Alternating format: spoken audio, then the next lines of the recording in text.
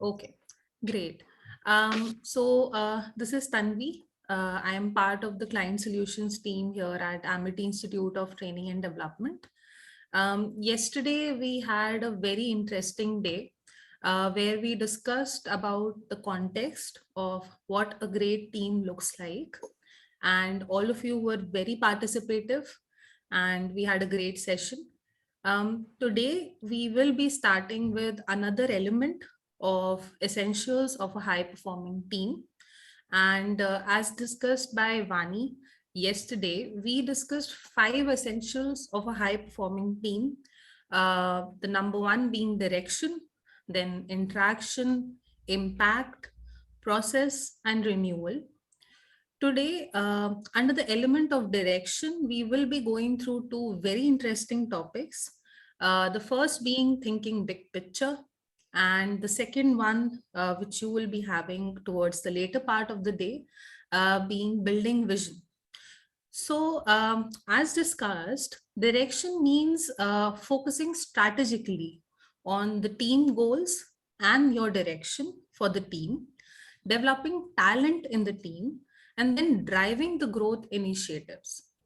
To facilitate the first session under direction, which is thinking big picture, we have with us Dr. Ghazala, who I see joining in right now. Uh, Hi, Hello, Dr. Tanvi. Ghazala. Good morning. Good morning. I would like to introduce you to a very participative audience from all around the globe. Um, I am sure that you are going to have a great time with them. Participants, I'd like to introduce Dr. Ghazala to you briefly before she starts her session. Dr. Ghazala Yasmin Ashraf has been passionately involved in teaching, research, and coaching since almost 2 decades. She has been a resource person for various workshops and MDPs, including behavioral, analytical, and management topics. She has published papers and book chapters in various journals and has prepared in national and international conferences. She has also been part of the review board in London Journal Press. Uh, Dr. Ghazala, over to you to introduce the first topic of the day to our participants. Thank you, Tanvi. Very good morning to all the participants here. It's a very bright and warm day. I hope you all are well. Okay, fine. Thanks once again, Tanvi. Today we are going to discuss thinking big picture. What comes in your mind when you hear this word? I would like to know from you. You can unmute yourself and you can just share your views. Till that time, I'll share the presentation. Yes, anyone. What comes in your mind when you hear this word thinking big picture?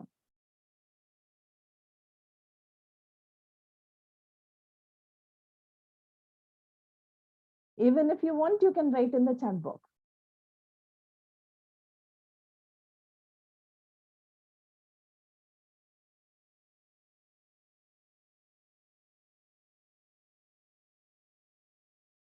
Hello, good morning, Dr. Ghazala. Good morning, Cecilia. This is Cecilia, thank you. I pronounced rightly, no? Yes, Cecilia, that is Yeah. my name, thank you very much. When you were talking about think a big picture, the first thing I saw that we as a leader has to see the whole picture, okay? And we have to see not only the present, but the future too. So in order to see everything, every challenge, everything negative or positive that could happen, in order to get ready to all the people and to the team too, in order to face that and not being in improvisation, but planning. Thank you. Thank you, Cecilia. Dennis has written, innovate, taking initiative to see beyond. Okay, good. Erla has written considering all aspects of a thing, absolutely correct. And Yash has written having a holistic view, absolutely correct. You all are having the same perspective in which I want to have this interactive workshop on thinking big picture. Thank you for all your comments. Now let's first see that what is there in this coming session, or what are the different aspects which we are going to touch. You all are aware of the Zoom platform. So instead of going to the Zoom platform, I'll just move to the next slide. That is what we are going to cover in this. Okay. So basically, the first thing is we will develop the context, that what is big picture or thinking big picture. Then we'll discuss about what are the benefits, how we have to think, or how we can think big picture. That means how we can train our mind, how we can train our attitude for thinking big picture. Then next we are going to know about that why we are not able to follow the big picture, or why we are not able to see the big picture. There are certain hindrances, or there are certain traps. We will be talking about 8 different traps, starting from illusion of attention till we will go to the last one, that is your familiarity biases. We will look ahead what we have learned from this session. We will be taking up various videos, we'll be taking up various problems, and we'll be taking up various cases to understand each and everything. And I want full participation from all the participants who are there. This is an interactive workshop, and I want to have a fun learning in this. It is very interesting topic. So are all in the same page? I can see some of you are still joining. Welcome to this session. Okay, so we'll move ahead and we will just take up one small problem. Now, the problem for developing the context which I'm taking is there are 4 people who have come to a river, right? There is a narrow bridge in the river and only 2 people can walk on it at a time. They have to carry a torch and only one torch is there. They have to carry a torch because it is a night time and you want light to cross the bridge. Now, the persons who are crossing the bridge, they are having different times to cross. Like person A will take 1 minute, person B will take 2 minutes to cross the bridge, person C will take 5 minutes to cross the bridge, and person D will take 8 minutes to cross the bridge, right? Now, how the time has to be calculated? If 2 persons are moving together, the one who is taking the maximum time, that will be counted for that particular travel, right? Okay. Now you have to tell me how much time will be required by all of them to cross the bridge. You can take your time. You can do the calculations according to your understanding. You can just tell me how much time is required. You can either write in the chat box or you can speak it up. Yeah, I appreciate Abdul Rahman has written considering all aspects of you and thing. This is his view about thinking big picture. Thank you very much, Abdul Rahman. Okay, I am getting the responses. Kevin has written 16 minutes. Erla has written 10 minutes. Dr. Prachi has written 10 minutes. Great, great. I would, yeah, Cecilia has written 10 minutes. Darlene has written 10 minutes. Ilham has written 10 minutes. Abdul Rahman has also got the same answer, 10 minutes. Yash has written 16 minutes. Yes, we'll just wait for 5 more seconds for a few more answers. Then we'll discuss this problem.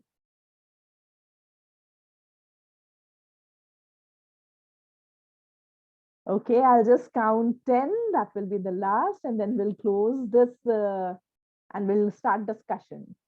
10, 9, 8, 7, 6. Welcome, Benson. 5, 4, 3. Yes, anyone else who has attempted this question? Dennis has written 10. Well done, Dennis. Anybody else? 3. Last 2 count left. 2. And 1. Okay, fine. Now I would just want to know, when you were solving this particular question or this particular problem, what were the thoughts which were coming in your mind? You can unmute yourself and you can speak, or you can write in the chat box. I want to know, while solving this problem, what were the thoughts which were coming in your mind? It can be any thought. It is not that only the calculation part was coming. There can be various questions. Maybe why at night they want to cross the bridge, right?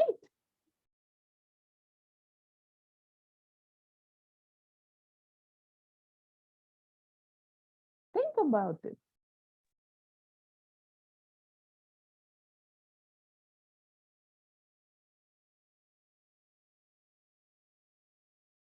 Yes, anybody would like to give a try to it? I just want to know, what were the thoughts which were coming? Any thought, anything?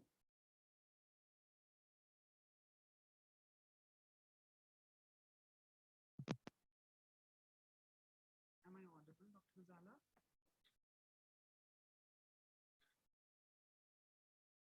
Yes, anyone? Any participant?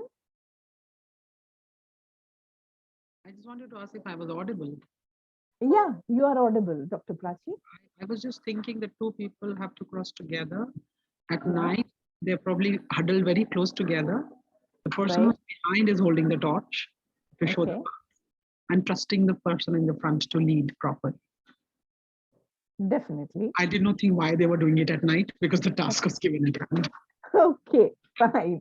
So Dr. Prachi has said that she was just concerned about how they are crossing, and she was not concerned about why they were crossing.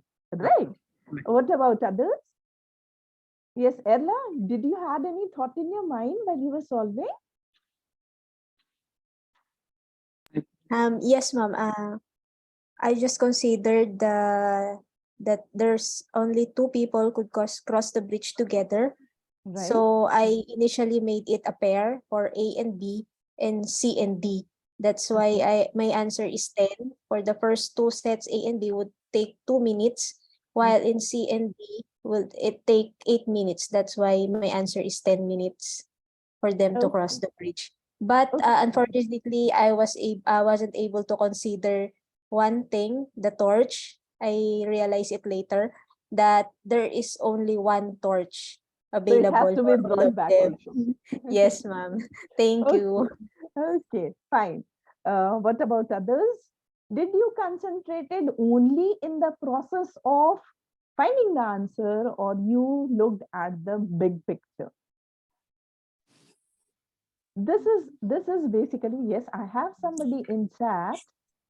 Okay, Yash has written, option that one cannot carry his friend was chosen.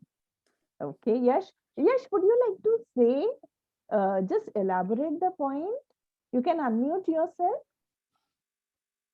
We would really love to hear. Hello. Yeah. Hello. Hello, Yash. Yes, the option is that only both persons have to travel together. Right. In view that there was only one torch, therefore there was two persons have to go. One has to go and return back. Right. So and as such, there was need to for the two person to go alongside. Okay, right. Okay, so you are also talking about the process only, that how you will come to the conclusion that how much time is required. Why they are crossing, did it come to your mind why they are crossing? What might be the reason? No. Okay, okay, thank you. I think this is Mr. Farsad Nasir, right? Yeah, actually, I see that because they have only one torch, so one person can take. You said that two people can cross the bridge, so person A can take person B first to cross the bridge, and then back to person C, because Okay. only they have only one torch, and for D the same. Right. To take C to the to cross the bridge, and back to take the D to take the to cross the bridge. Okay. So it may take not that much time. I think in 5 minutes they all can cross. So the total time required that you calculated, right? Yes. Okay, fine. I think earlier Yash was speaking. Thank you, Yash, for that. Am I right? It was Yash prior to Mr. Farsad who was speaking. Yes. Thank you very much. Thank you, Mr. Farsad. See, we all just saw this problem and we have that mindset that whenever a problem comes in front of us, we dive into solving it. We just dive to we try to find a solution to it as fast or as quickly as possible, right? We don't give attention to the why it is being done or why that problem is given or what the problem is all about. So there are various different aspects which we miss and we fell in trap of calculation part, right? So what happens here in this is we could have thought about why there is a need to cross the bridge only. Is there any alternative by which we can cross the bridge instead of going through that very narrow bridge? Do we have any boat or any other thing by which we can travel and cross the river? Or have we given a thought that why at night in dark these four persons are going? Can you give a thought? Why? What can be the reason? Is it the daily routine or something else? Maybe they are facing some problem. Can you just discuss or can you just tell me more about this? So if we are not taking it as a numerical problem or as a mathematical problem, but we are taking this as a situation, right? So in this particular situation, what or why they are coming? Can you tell me the why they are coming to cross the bridge? What can you assume the probable reasons for this? Maybe there's a calamity. Yeah, obviously there can be a calamity. Maybe there is a fire outbreak or there is some other calamity. Absolutely correct, Dr. Prachi. Yes, anybody else who would like to add something to it? There may be someone who's missed and they or lost, so they want to find it. Like that. Absolutely correct. This can also be one of the reasons that somebody is lost at the woods on the other side of the river and they are just going to find the person who is left there. Absolutely correct. Yes. What else can be the reason? What is coming in your mind for this why? Anybody else who would like to add to it? Yes, I have somebody. Maybe Mariam has written, maybe they're running from a dangerous situation. Yes, that can also be possible. That maybe there are some terrorists or there are some rogues who are there on the other side and they just want to save themselves and they are running from that particular place. Yes, absolutely correct. We can And think. Yes. If I may contribute, there's only thinking outside the box, or thinking big. There's only two reasons why they will be in the crossing the bridge at night. It might be because of adventure, and also might be because of there's danger. Yes. So there is- they are definitely both ways. They are definitely taking risks, but this might be the reason as to why they are crossing that bridge that particular night in the evening. Definitely, definitely. It can be either adventure or it can be any danger from which they want to save themselves. Absolutely correct. See, what we have done is we have forced our mind to think out of the box or to think the whole perspective which is there rather than only the mathematical perspective which we saw in the first instance, right? Anybody else wants to contribute to this? Anyone? Okay, now let's take up another, I'll just discuss this particular case. You'll find that this picture is of Ben Franklin. He was appointed as ambassador to France. And what he found there was thousands and thousands of candles were burned, thousands and rupees were burnt. Why it was burnt? So that at the night it could provide light to the shops for keeping it open. Fine. So he wondered that why at night time we are doing the shopping and at night time we are keeping the shops open. Fine. Why not shift the timing 1 hour earlier? Maybe if we shift the office timing 1 hour earlier, we can do the shopping at daylight hours. We can do the working at daylight hours. And he gave the suggestion of daylight hours to the authorities there. It was taken up very seriously. And even what was happening was in the morning, there were bells which were rung on a very loud sound. There were different bombs and all which were exploded so that the people, they don't sleep till late. They wake up early in the morning and they start their work early in the morning. And in the evening, instead of doing the shopping and in the evening at when the sun is down, instead of that, 1 hour earlier when there is still daylight, all the work can be done. Fine. So this particular case, it explained that just one idea of shifting the time 1 hour earlier, that saved huge amount of money. Right. Now, what we see here is that here also Benjamin Franklin, he has seen that there is a big picture, lot of things, lot of resources can be saved. Yeah, Cecilia has given her answer, new ways of doing things.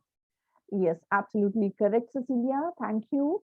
Okay, so what we find, we have seen two examples here. In both the examples, we find that when we are thinking big picture, we are trying to save resources. The resources can be the manpower, resources can be money. What other benefits do you think we can get from thinking big picture? Can you just tell me that what are the benefits of big picture thinking?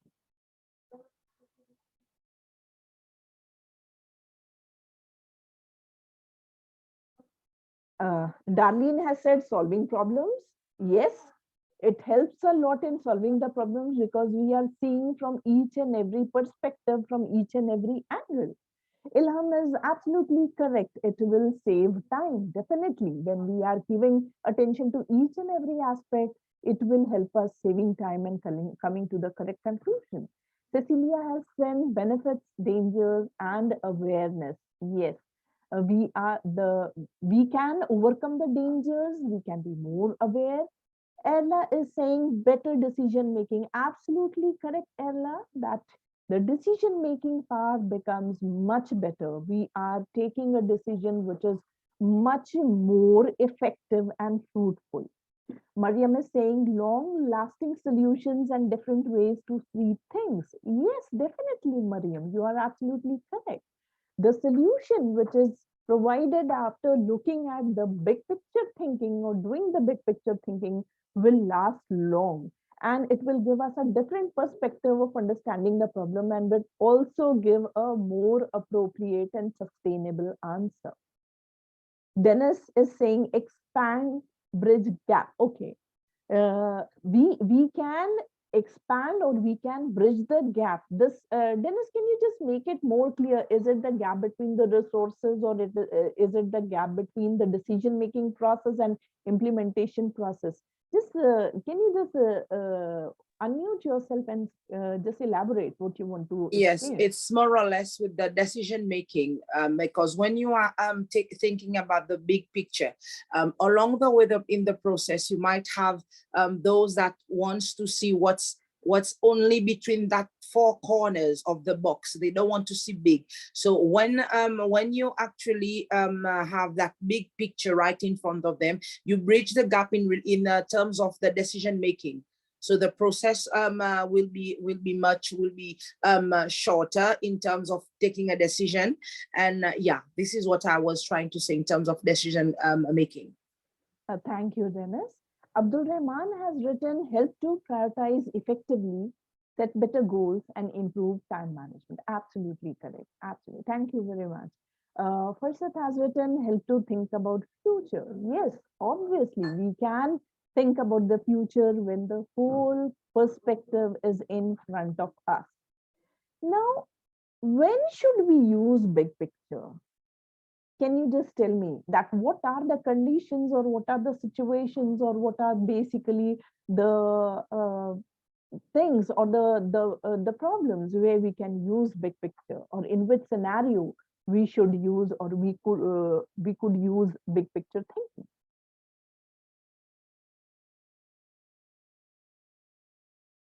See, can we apply big picture thinking everywhere?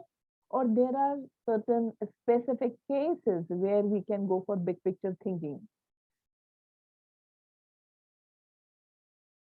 Give it a thought.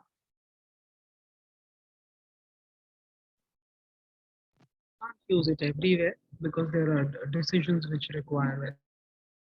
Okay, we can use it everywhere. This is said by Dr. Prachi, because everywhere we Spontaneity, and that wouldn't call for big picture thinking. Like if there was a calamity, to think why they are crossing is absolutely useless, because if they need to cross, Right, right, escape something, that how is more important. definitely. There are things like war room, war decisions, and things like that. Now wouldn't require the. Obviously, they are strategized, things are planned, but whatever happens at the war footing happens instantaneously. So the big Right. picture remains in the bag. So in case of emergency, or in case of contingency where we don't have time to think, we have to Right. only act. In such cases, we don't use big picture. But when we have time, when we have too many resources to use, and those resources we want optimal utilization, then definitely we will go for the big picture thing. Absolutely correct. Anybody else wants to add? Yes, Bhishmu has said complex issues. Obviously, absolutely correct. That in case of complex issues, we are going to use big picture thinking. So, Miss Dr. Ghazala, if I may, for me, I think the big picture should be the norm from where we are living nowadays, because it's like, when do we use it? I think it should be used every day, because what we do today is the result of what's going to happen tomorrow. So in order to ensure that tomorrow is better than today, I think we need to definitely use that big picture thinking kind of thing. And I think if it's a must, I think it should be a norm. Definitely, I'll go for it's every day. Definitely, there are issues during emergency and or in a situation where you have to take a decision. But other than that, I think it needs to be a norm for every day to be the big picture thinking. Thank you, Dennis. You are absolutely correct. I have got some answers in my chat box. I'll just read them. Erla has said that before making decisions over an issue, Ella, I also think that you will be on the same page with Dennis, and you will also agree that in emergency or where there is a crisis, where we don't have time or where we cannot think, only action is required. Except those decisions we can use for decision making, this big picture thinking. Am I correct, Ella? Right? You are also on the same page? Okay. Yes, Yeah. Ilham has said that it can use when implementing organizational goal accomplishment. Definitely, when we have an organizational goal or a set of organizational goal which we want to accomplish, for accomplishment, the implementation process, when we are planning, we are definitely using the big picture thinking. Abdul Rahman has said, help organizations stay resilient in the face of change and adversity. Absolutely correct. I do give 100% to it.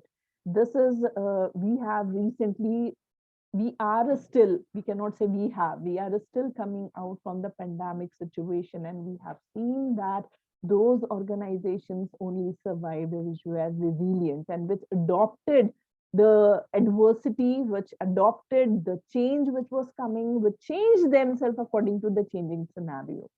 And this could have been done only by looking at, by thinking big picture. We cannot have a narrow view and we cannot go ahead. We cannot survive. Yash has said it is more appropriate that in all situations requiring informed decision to be taken. Okay, right. If we are saying in all situations, then can you think about the situations where we do not use big picture thinking? I have got few suggestions from the participants like Prachi and Dennis. They said that when there is a crisis or when there is emergency, we don't use big picture thinking. What can be the other activities, or what can be the other decisions in which we don't use big picture thinking? See, when we are implementing big picture, that means we have to use some resources. The resources can be time. We have to give time. We have to give thinking, and that is energy we have to give. We also require money for finding out the details and nitty-gritties and the facts and figures so that we can use it in big picture thinking. So in your everyday, in all decisions which you make, do you use big picture thinking? This is my question. You can speak or you can write, whatever is you're comfortable with.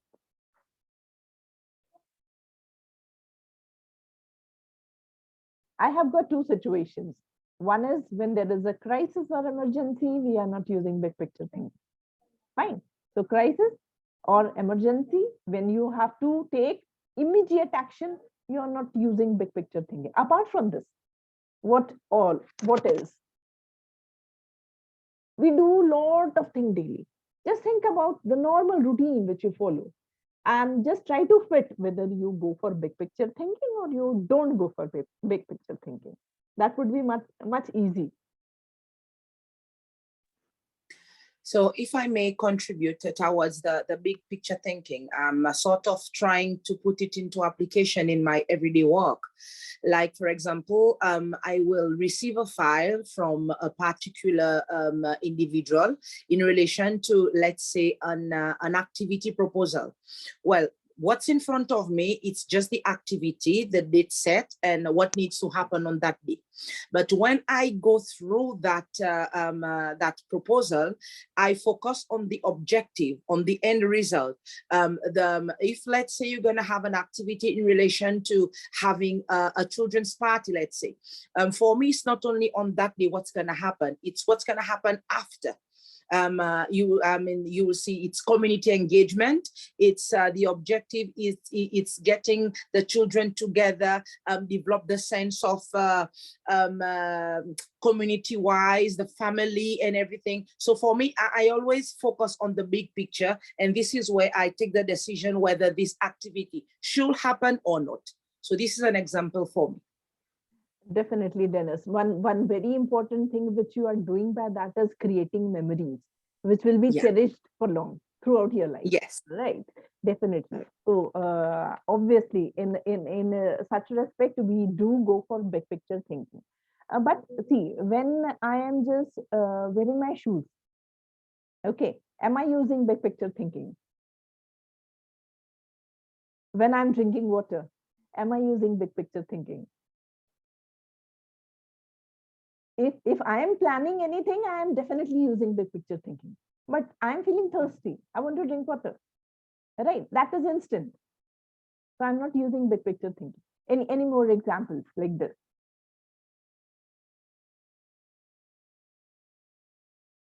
I hope we are on the same page. Everybody.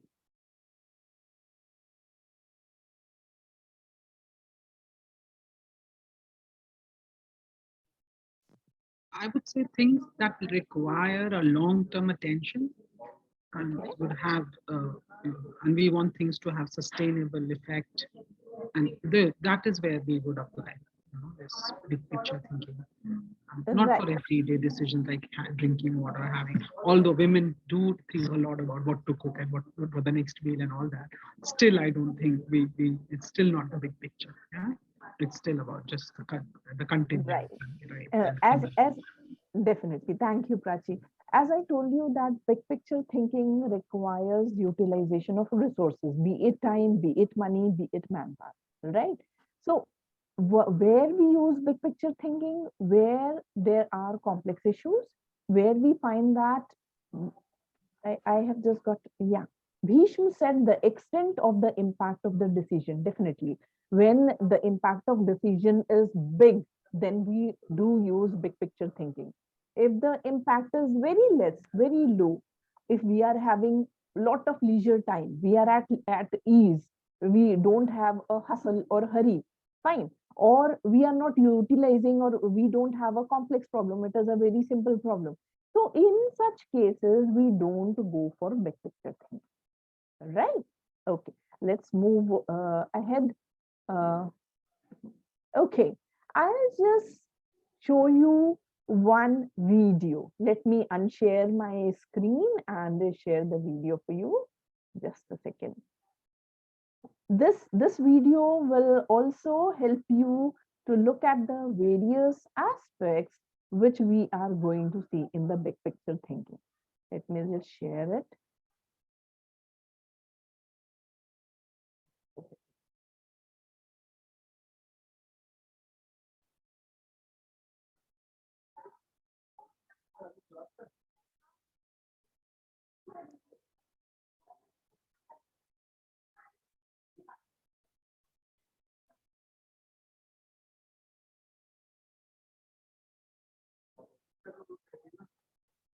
Just give me a second.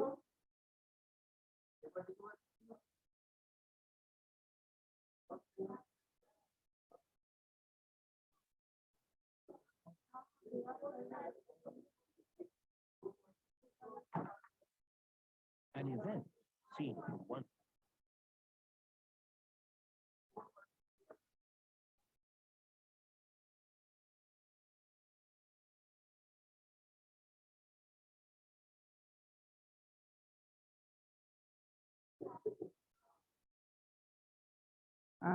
Just taking some time, just give me a second now.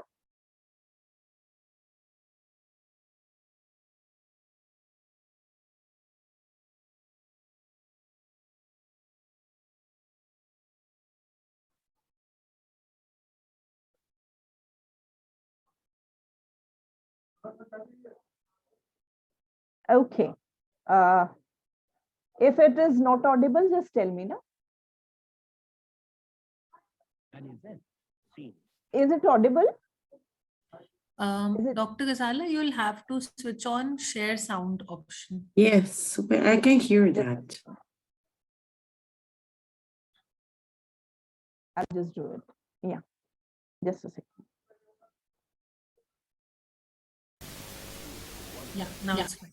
An event seen from one point of view gives one impression. Okay, so what is the impression you are getting by seeing this? A person is coming and he's running and coming. Can anybody tell me what you can see? I'll just replay the video. Just a second. An event, seen from one point of view, gives one impression. Okay. You can write in the chat box, or you can unmute yourself and tell what are you visualizing, or what you are seeing. What is the thought which is coming in your mind by seeing this person?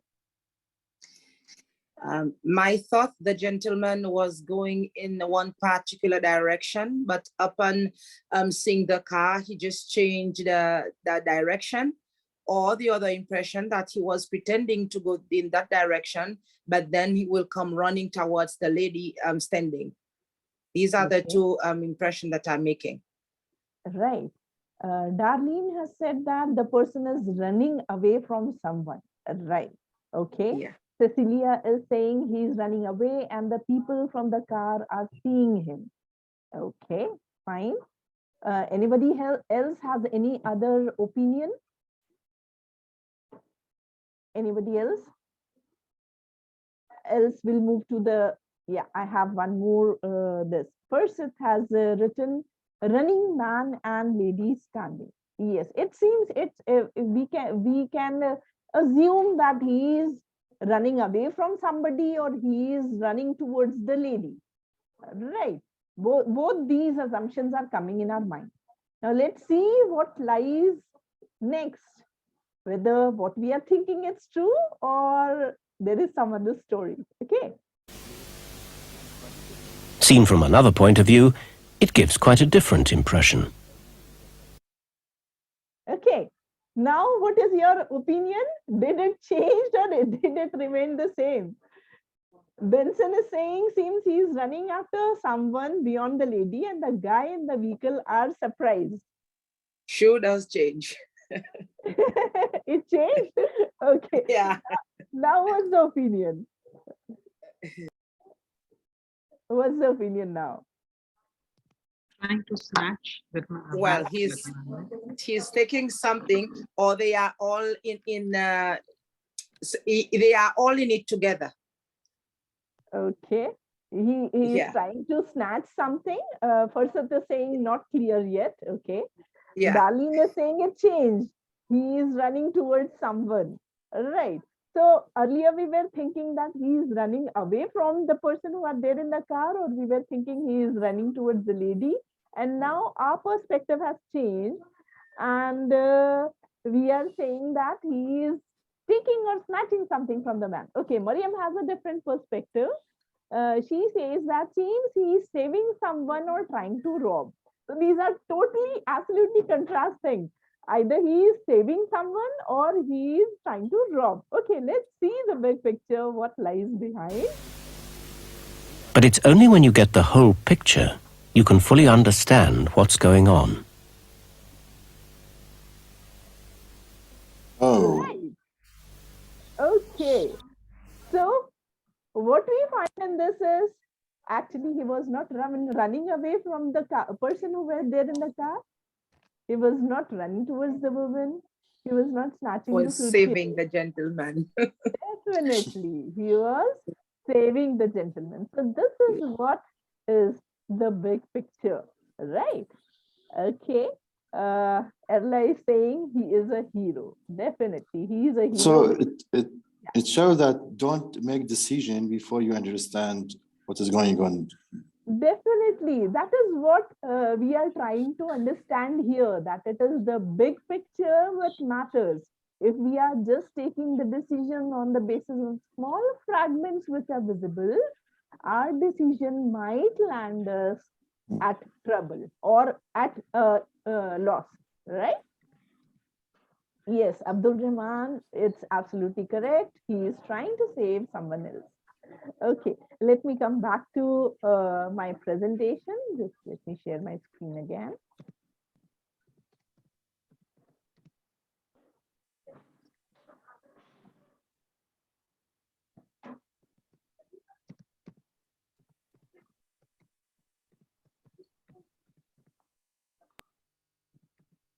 Fine. So I hope you all enjoyed this video and you have got an insight about, yes, why thinking big picture is very important.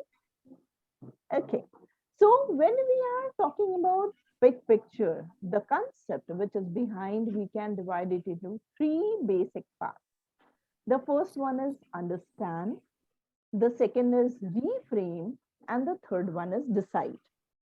Now, what do you mean by understand? That means we should first develop a complete understanding of the situation from each and every perspective. We have seen why perspective matters in just in the video right now, right? So from multiple perspective, we have to understand and we have to create a holistic picture of the situation. After understanding the problem or after understanding the situation, we have to reframe it, because what we want is, we want that what are the possibilities, what are the problems, can we open up the possibilities, can we find a different alternative, and then we will go for deciding how to resolve it, right? Okay, fine. If you are with me and you are on the same page, you are getting the things correctly in the same manner which you wanted to understand, just give a green tick, or you can write yes in the chat box. I just want to know whether we are going at the pace which is required. Yeah, Dennis has given a green tick. Thank you. Prachi has given a thumbs up. Thank you.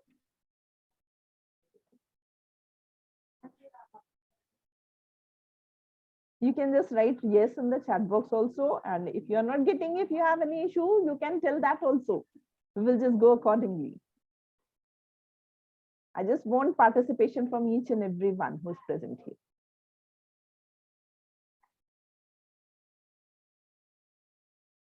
Okay, thank you. So now what we have to do is, we have to understand, right? We have to understand the situation, we have to understand the problem.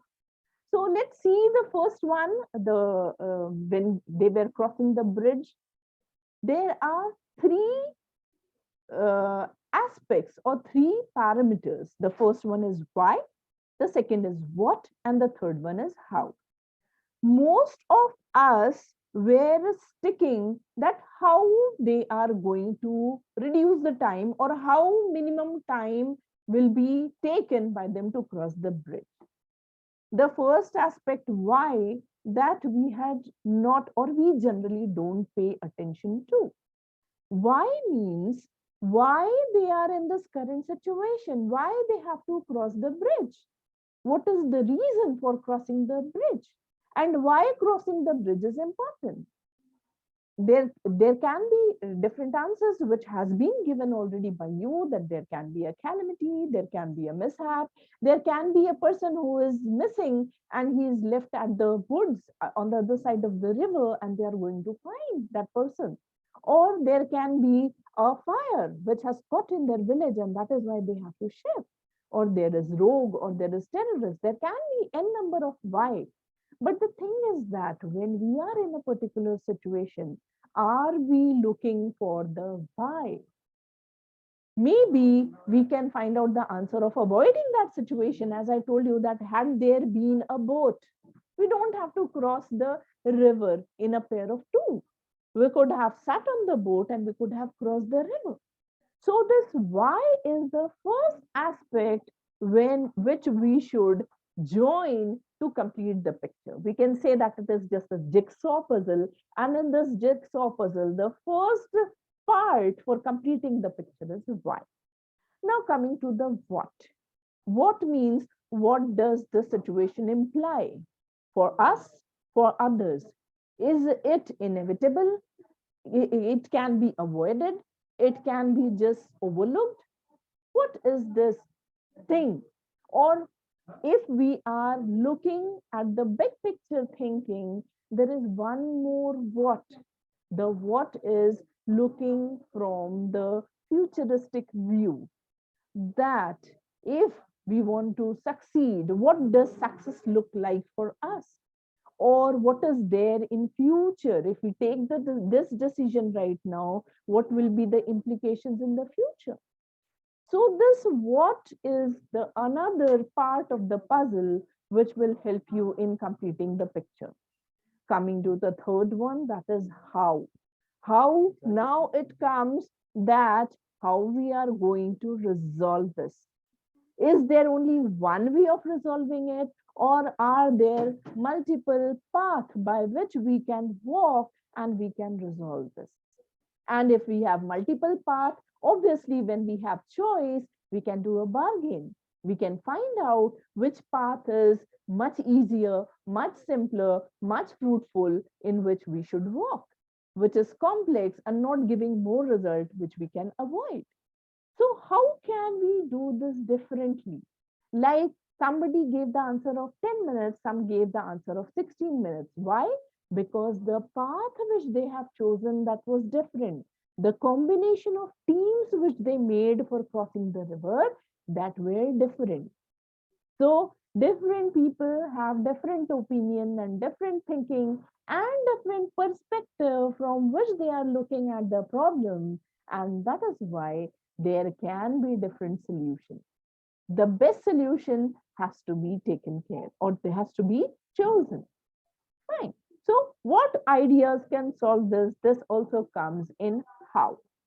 So we have seen 3 different parts of the puzzle which will complete the picture. The first one is why, the second is what, and the third one is how, right? Okay.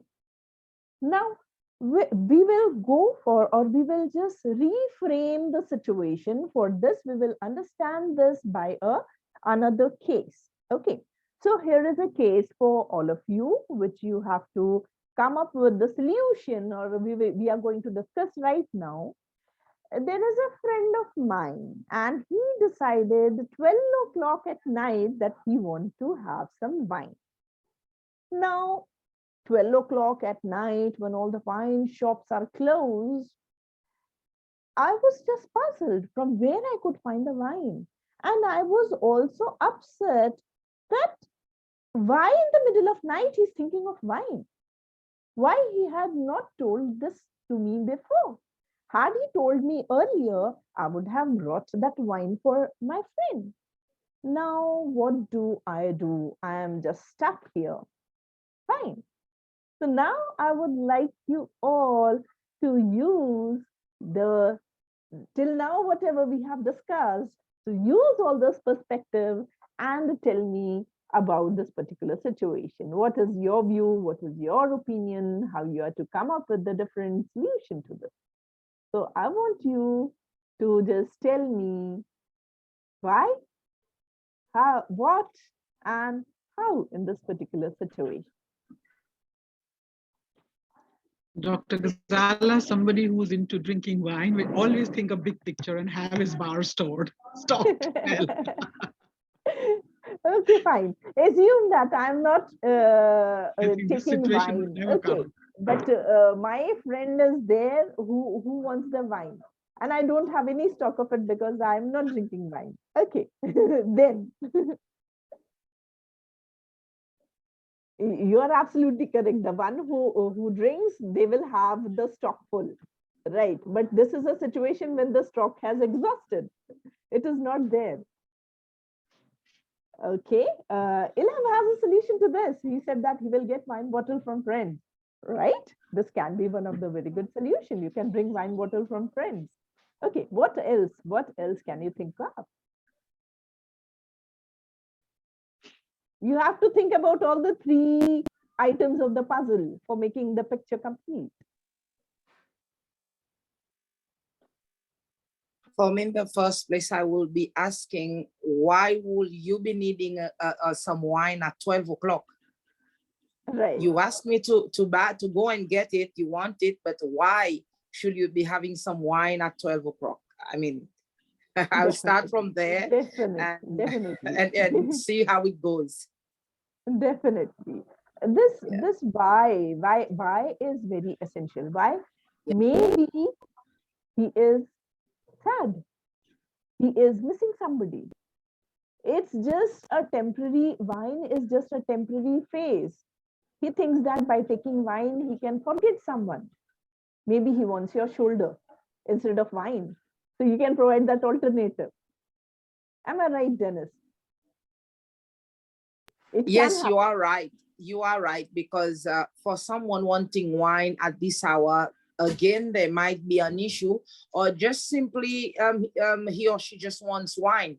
But then again, if you don't have it at 12 o'clock, how come I will have it at 12 o'clock? So there might be other alternative other than the wine. He or she just needs that shoulder, or just somebody to be there. definitely. It can be one of the perspective, right? Yes. Okay. Bhishma has written alternative to give whiskey. Yes, you can ask your friend that I don't have wine, but I have whiskey if you want to have some. Definitely, you can go for that. Mariam has written why his friend wants the wine in this time. Maybe he has some urgent circumstances or urgent guests. And what could I do to solve this? Maybe I can bring him some wine from me. Okay, if you are having in stock, definitely you can give. If you are not having a stock, as earlier it was suggested that you can go to your friends, you can bring from your friends. Okay, Ilham has written why she is lonely. What is the need for wine and how to get from friend who has wine? Absolutely correct. All the three answers have been given. Yeah, anybody else has any other suggestion? I see when my friend doesn't consider my case at 12 o'clock to call me and say that I need wine. So why should I oblige it to get him a wine? So you should know that how can I get it by 12 at night? Okay, fine. This can be one perspective. Or you can fine. It's a reciprocative behavior. Anybody else has any other option which you want to add? Okay. Let's just compile the decision which is here and what we have discussed just now. There are three things here, as I told you, that is why, how, and what. So it can be, why can be because the person wants to celebrate, it's his birthday or her birthday. That can also be one why. Or as we had discussed that maybe the person is feeling alone or missing someone, so the person wants to feel good. Or it can be just because the person wants to drink, that is why the wine is required. Now, how? You can check the Google stores to see, is there any store which is open at this particular hour? You can ask your friends. That was one of the options which you all had given. You can get the car key and drive, go for a long drive. Maybe he will forget the wine by seeing the scene and the ambience. Or you can convince your friend that it is time to sleep. Take my shoulder, be at peace, don't have wine, have a sound sleep. Right. Now, what is, as you had said that I love for whiskey. Fine. It can be whiskey, it can be gin, it can be vodka, whatever it is. Fine. So the alternative is what? I hope we are on the same page, everybody. Okay, we'll move now, coming to the decision. We have seen what are the benefits, what are the, sorry, what we gain from big picture.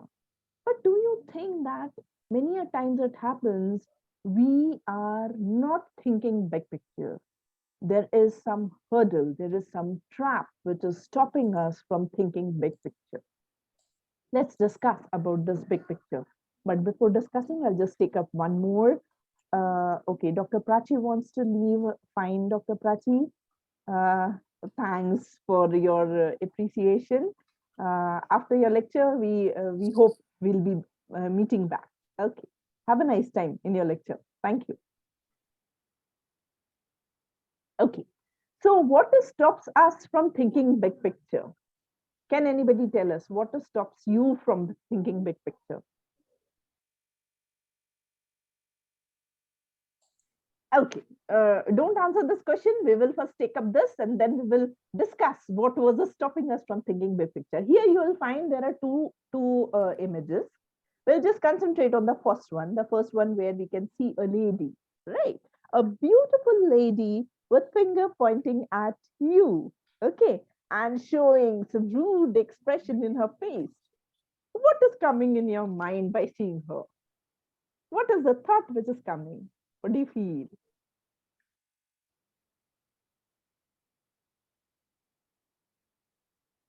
Yes. Yeah, I have got one. Mariam is saying she is angry. Yes, we can assume, we see that, yes, those lines in her forehead, they shows that she's angry. Okay, Darlene is saying she does not want to be asked that question. Yeah, that can also be you. How dare you're asking me a question? Don't ask me. That can be one of the reasons. All right, Bhishma is saying she is not doing it genuinely. She is pretending. This is what is opinion of Bhishma. Okay, Ilham is saying she is giving warning. Yes, this could also be interpreted. Okay, Mariam is saying maybe she is a teacher and she is showing this attitude to the children. Okay, fine. She's threatening. Yeah, she is threatening. That can also be. Benson is saying she wants the answer immediately. Yes, that can also be one of the reasons. And Jester is saying she's pointing to someone to answer it. Yes, you, give me the answer. I want right now. Fine. So different people have different perspective by seeing this particular lady. Okay, come.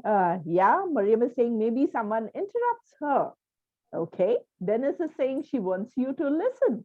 Yes, keep quiet and listen to me. That could also be one of the reasons, right? Okay, now let's look at the second image. What you find here is it's 17 into 23. So what's coming in your mind by this? 17 into 23.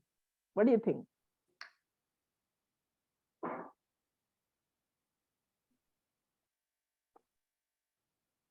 I really appreciate all the answers from everyone. You all are really very participative. Thanks for making this session very interesting. Yeah, Abdul Rahman has given answer to the previous one, since she is angry, right? Dennis is saying maths problem, right? Somebody might be scared to see it. Somebody might have started calculating it. Yes, what is coming in your mind? What more? Benson is saying a math problem, right? What else? Just give it a look. How are the numbers? A long multiplication is required. If you don't know the table of 23 or 17, definitely long multiplication is required. What else?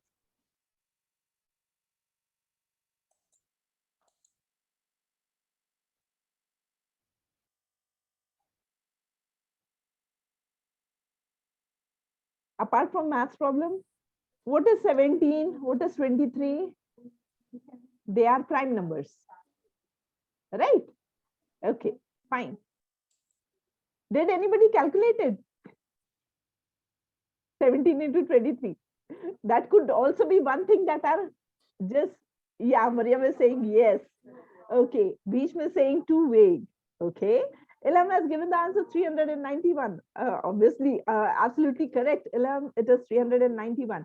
See, when we have seen this particular 17 into 23, the first thing which hit in our mind was this is a mathematical problem in which multiplication is to be done. Abdul Rahman has given also the correct answer, 391. So your answers which will come is that either it is a multiplication of two prime numbers, or it can be just it is a multiplication of two odd numbers, and or you can give the answer 391. So this, it is a mathematical problem. What we are getting is in every responses we are getting similar answers, but when we looked at the previous picture, the answers were different, right? The perception or the way in which we were referring to the first figure That was absolutely different. And the way in which we are looking at the second figure, this is more or less matching for each and every individual. Right? Why this is so? Can anybody tell me why this is so?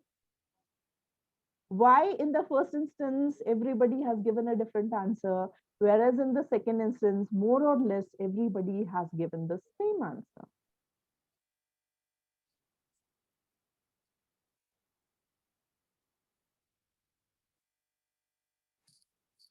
This will lead us to two systems which work. The first one is intuition and instinct. 95% of time, whenever we see anything, our intuition starts, our instinct starts probing us, telling us this is the reason, this is the thing, or this is the picture. Fine. It is unconscious, it is fast. Zella has written 391 because we have different views, but the second one is a common question. Absolutely right, Zella, that the first one is based on our intuition and instinct, and we all have different attitude and different perspective of looking the thing.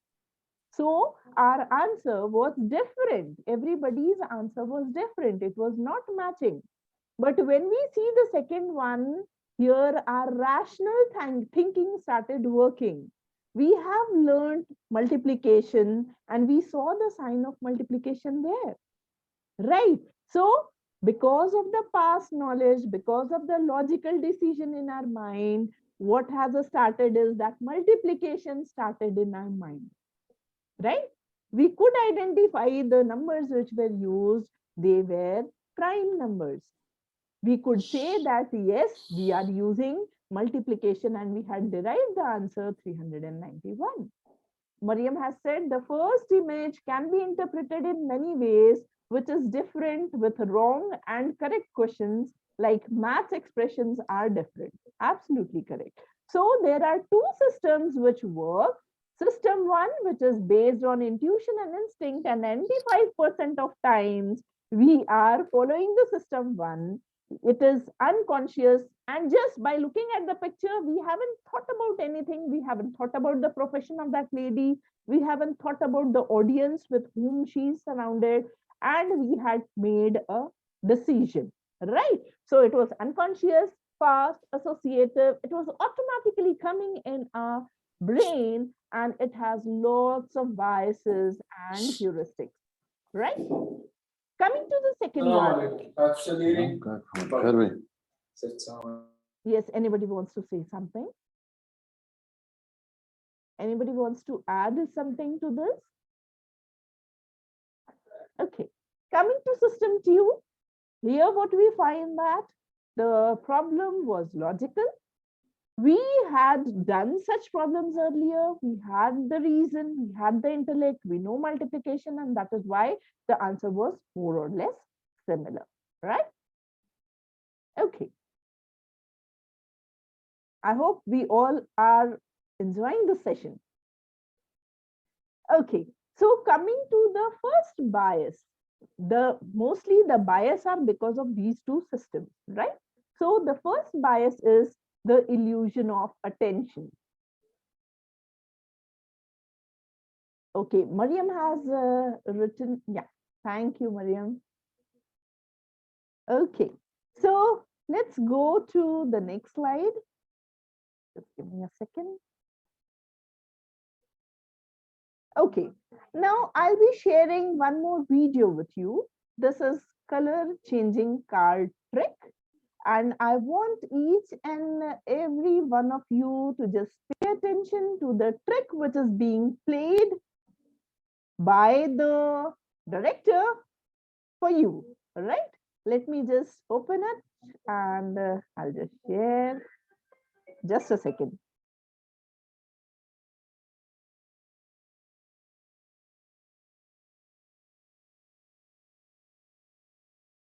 Let me share this video.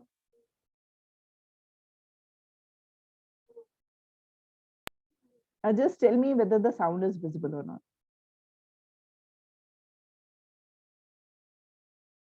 Just give me a second. Is the screen visible? Yes, it is. Hi, I'm Richard, this is Sarah, and we're going to perform the amazing colour-changing card trick with this blue-backed deck of cards. Now the idea is very simple. I'm just going to spread the cards in front of Sarah and ask her to push any card towards the camera. Right, okay, let's see. I'm going to go for this card here. Okay. Now Sarah could have selected any card at all from the deck, but she selected the card which is now face down on the table. And what I'm going to ask her to do is show us which card she selected. Right, so the card that I chose was in fact the 3 of diamonds. The 3 of diamonds, okay, an excellent choice. That card goes back into the deck. Now I'm just going to spread the cards face up on the table. Do a little click of the fingers, and you'll see that Sarah's card here has now got a blue back. Not particularly surprising. What's slightly more surprising is all of the other cards have got red backs. And that is the amazing colour-changing card trick.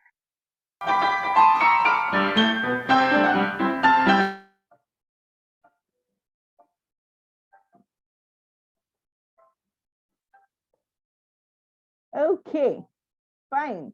So now just tell me, what have you noticed in this card color change trick? What all things did you notice in that?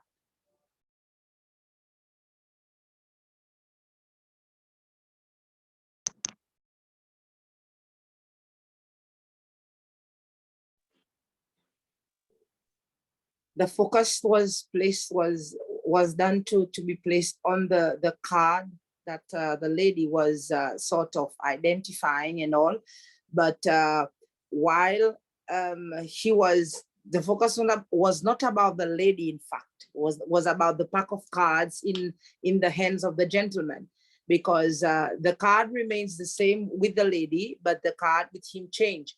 So he shifted our focus from him to the lady. Okay, fine. What else? Can anybody notice something else? Thanks, Dennis. Anybody else?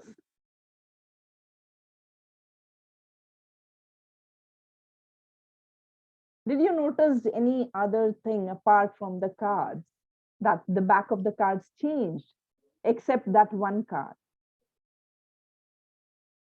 Anything else you noticed? Anybody?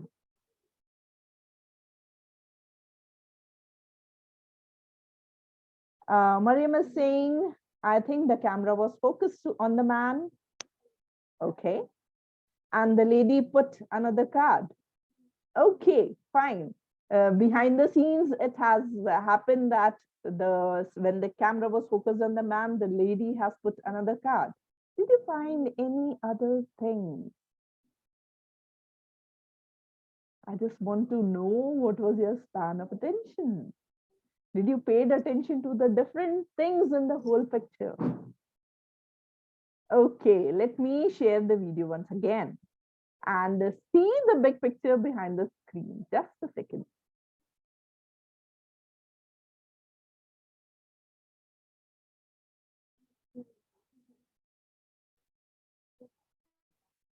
Just a minute. I'll just share the video. Wait.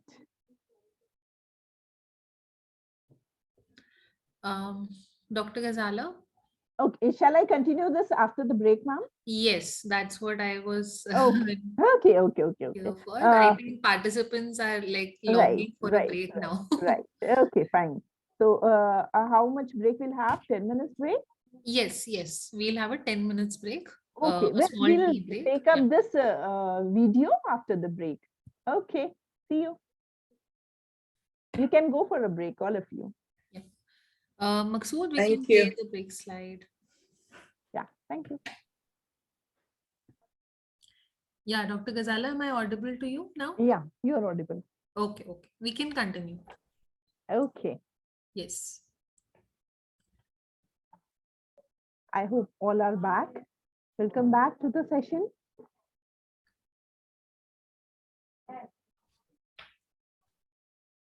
Fine. So we had seen just one part of the video. Let's go to the second video and see what's there, right?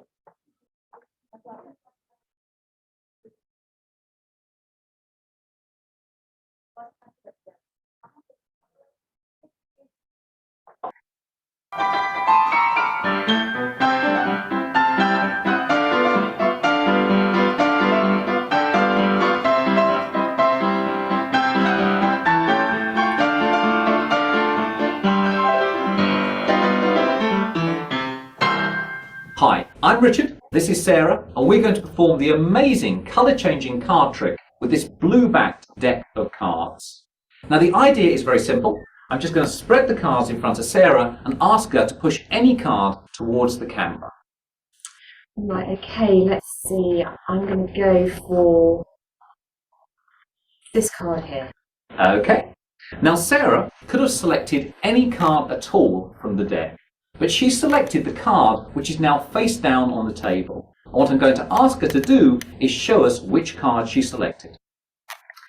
Right, so the card that I chose was in fact the 3 of diamonds.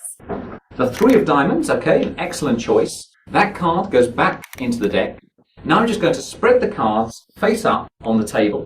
Do a little click of the fingers, and you'll see that Sarah's card here has now got a blue back. Not particularly surprising. What's slightly more surprising is all of the other cards have got red backs.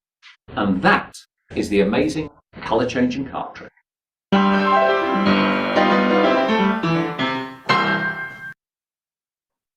So now you get the big picture. Okay, so basically this particular phenomena, it is called inattentional blindness. It was given by Daniel Simmons and Christopher Chabris, which states that how one misses the details when one is not attentive towards them. So here what happened, we were more focused on the cards because it was told that the trick is of cards, and that is why we didn't pay attention to that whether the t-shirt color that changed for the male as well as female, the tabletop cover changed, the background color of the curtain that also changed, right? Okay, fine. Let me just share my screen to proceed. Just give me a second.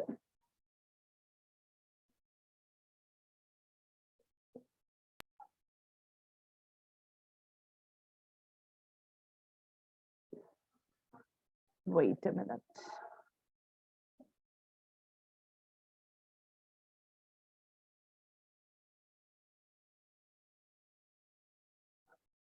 Okay, is my screen visible? Yes, ma'am. Fine. So Yes. I'll just go to the previous one. So what is it and how can you deal with it? So to overcome this bias, what is this bias? We had focused only on the cards, right?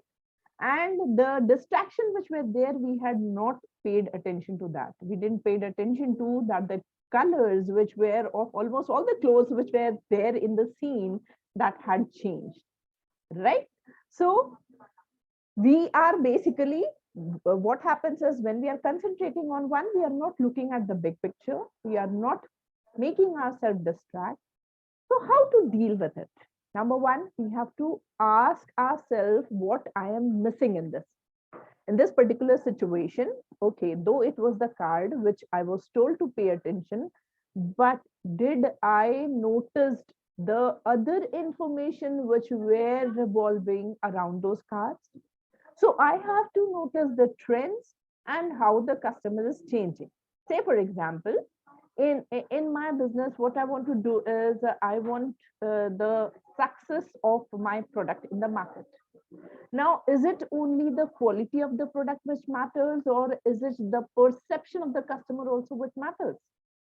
Fine, I can make a very high quality product, but if the customer don't perceive it rightly, If they don't take it rightly, then even though if it is a high quality product, it will not survive in the market. So what I have to do is I have to take care of other things which are revolving around that situation too. And also I have to challenge the assumption. Then only I can come out of this particular bias, right? Now moving forward to the next bias, that is confirmation bias. Have any one of you, I have one more message here in the chat. Mariam, it is insane what we don't notice when we retold to pay attention to a specific thing. Many times it happens with all of us that we pay attention only to what we want to concentrate on, but this big picture thinking is actually making you aware what we are missing.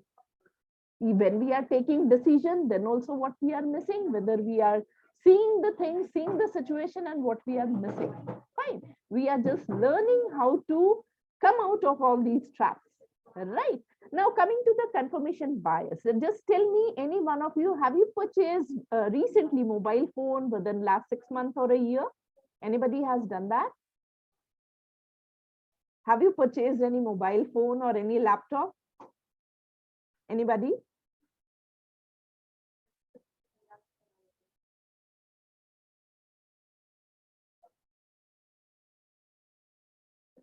No?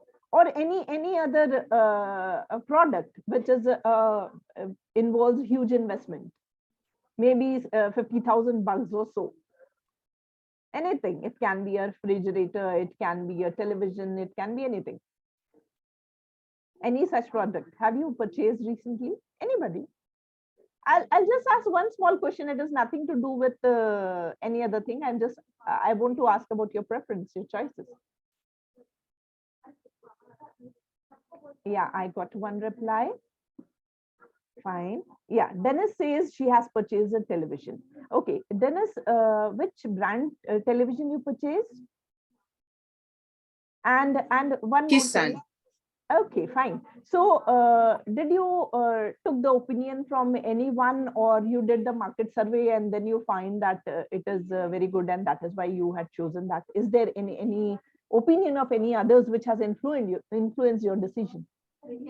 Well, the brand, I look at the brand and Okay. definitely the market survey in relation to how well this is being sold, and I went for that option. Okay. Did you ask any of your friends or family members who were owning this particular brand that how is their feedback? Well, I did, especially with the specification. If it's a smart TV, what option does it have? What will allow and what will not allow? Yeah, I did. Okay, fine. So basically what happens is we try to do confirmation. Okay, Yeah. before making any decision, any such decision, what we do is we try to make the confirmation. Now there are two things. The first one is there are objective facts. That means regarding that television, there are certain facts. It can be regarding the quality, regarding the pixel, regarding the price, regarding the after sales services. Many things are there in the objective fact.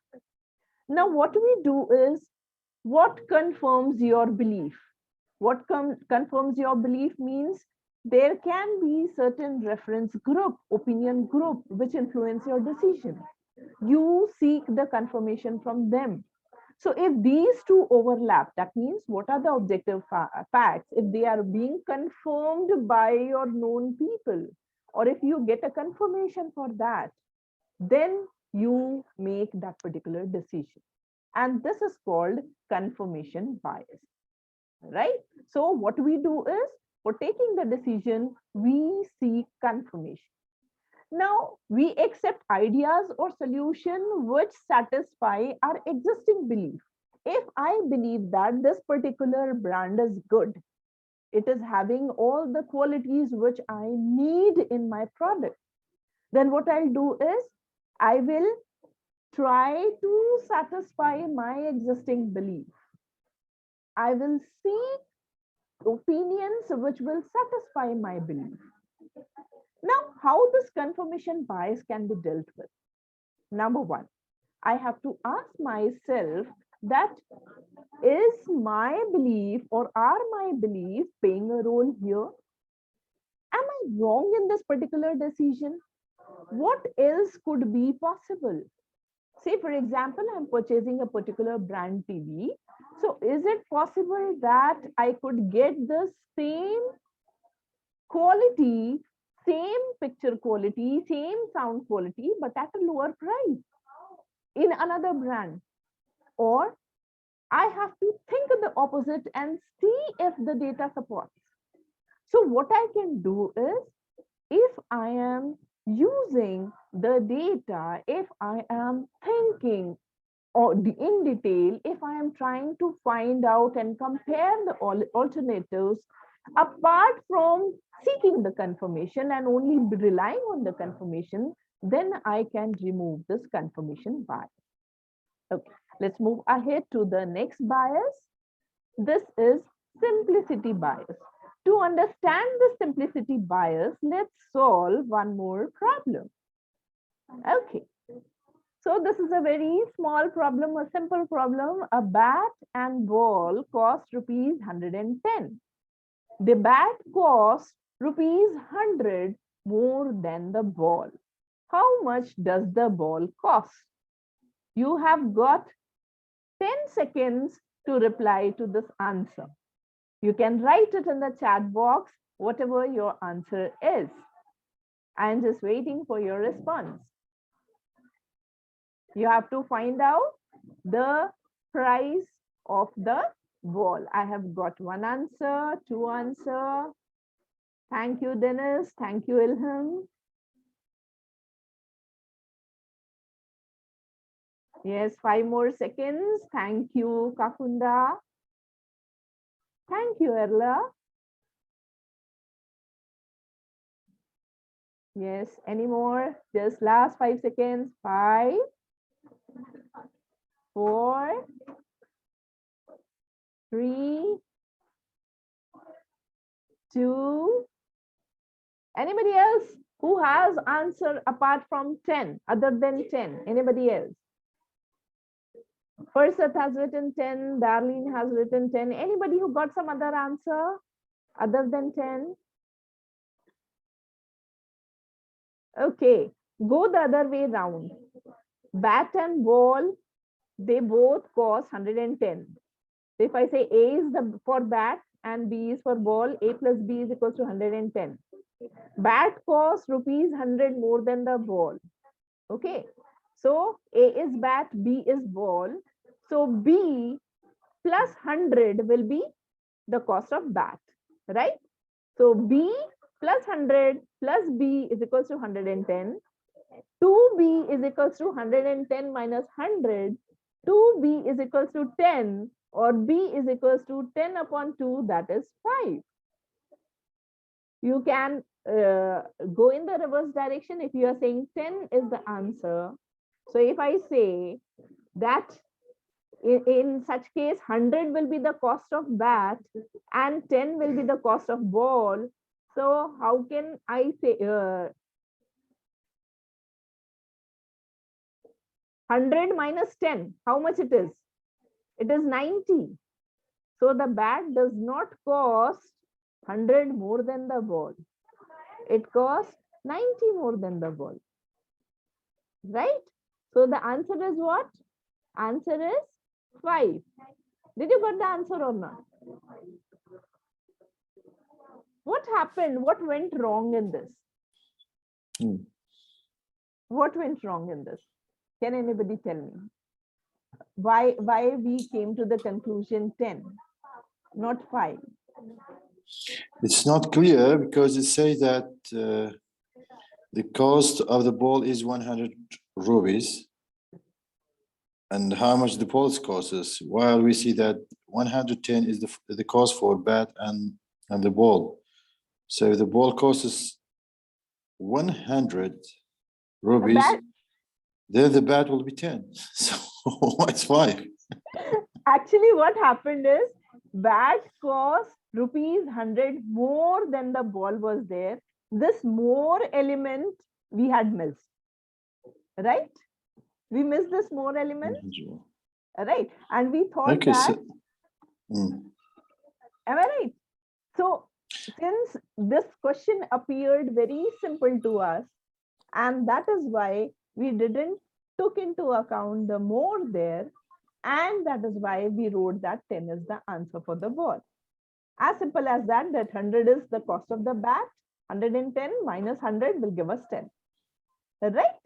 Fine. So this is what this is, simplicity bias. We assume that the situation which is there, that is very simple. We have solved such type of problems. We look very straightforward into the context. We didn't see that what are the zigzag nitty-gritties in that, and we take a decision and we fail. We fail means we didn't succeed, or we have certain problems in that, right? So how we can deal with this? Number one, when we feel that the problem is very, very simple, we should just be calm. We should step back and we should take a moment to reflect that is it real a very simple problem? Sometimes one sentence becomes a very complex issue, right? So the first thing we have to do is, even if it is assumed to be very simple, we should step back, take a moment to reflect that whether we are getting it straight or not.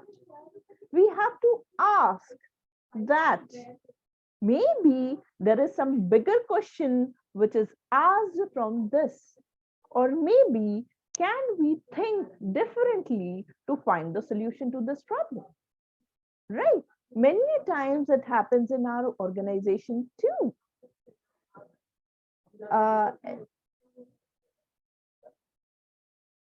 Ilham, I'll just go back to the question so that you can just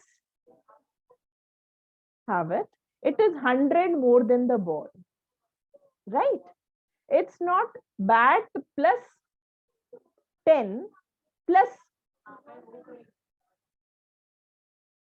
bat will be ball plus 10 plus ball. Okay. Ball plus 10 is bat. Bat is 10 more than the ball, right? So it will be ball plus 10 plus ball will be equal to 110. And then you will get the answer. It is 10 more than the ball. Yeah, understood? Ila? Okay, fine. Let me move ahead. So what we have to do is, even though the situation is seeming to be very straightforward, but we have to think from different perspective, and we have to ask ourselves the bigger question that whether there is something hidden in it or not. Fine. We are talking since the first slide about the perspective, about the thinking. Okay, now the next one is activity trap. I'll just give you one very interesting activity for this. You have these 9 dots. You have to connect all the 9 dots, but you have to use 4 lines or less than 4 lines. And the second condition is you should not lift your pen or pencil while you are drawing these. Okay, give it a try.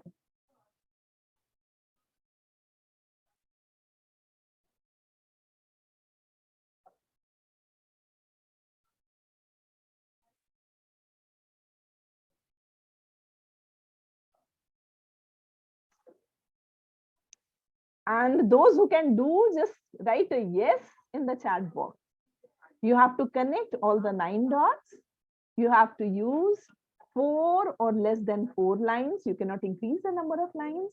And one more condition is your pen or pencil should not be lifted. It should go straight, start from one end and end in another end. That's the only preconditions, nothing more than that.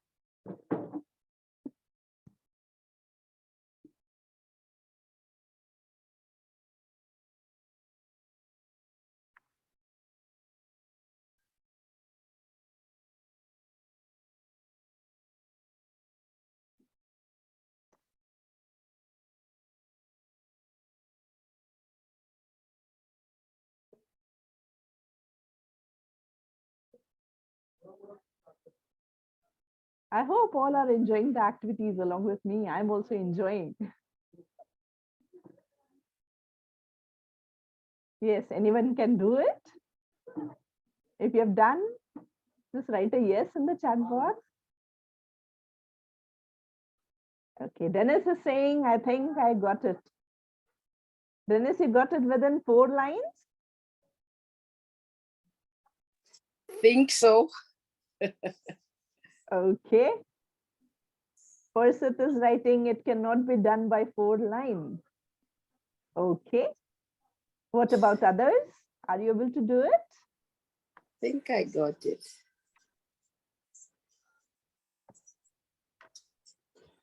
Can you just show what you've done, Dennis? If possible, if it is visible.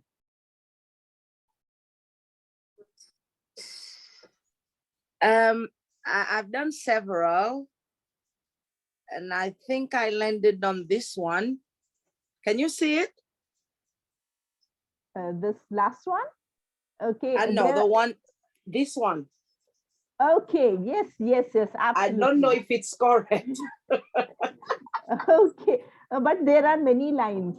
Not Yes, just but 4. I It didn't has lift, to be but I 4. didn't lift the pen. I got Okay. it, but I didn't lift the pen. Yeah, I think someone is there who's getting the answer. Yes, Bish. The line has to go outside the dot. Yeah, can you just show what you have done, or can you explain in this 9 dots how it should be joined? Or you can just tell me, I'll just follow your instruction and it will do it. Yes, ma'am. Yeah. The camera is not on, but I think No issues. you can take, you put your pen down on 1 dot on the corner. Okay. And you go downward. Okay. More?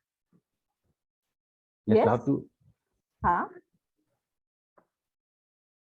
Have to go more down?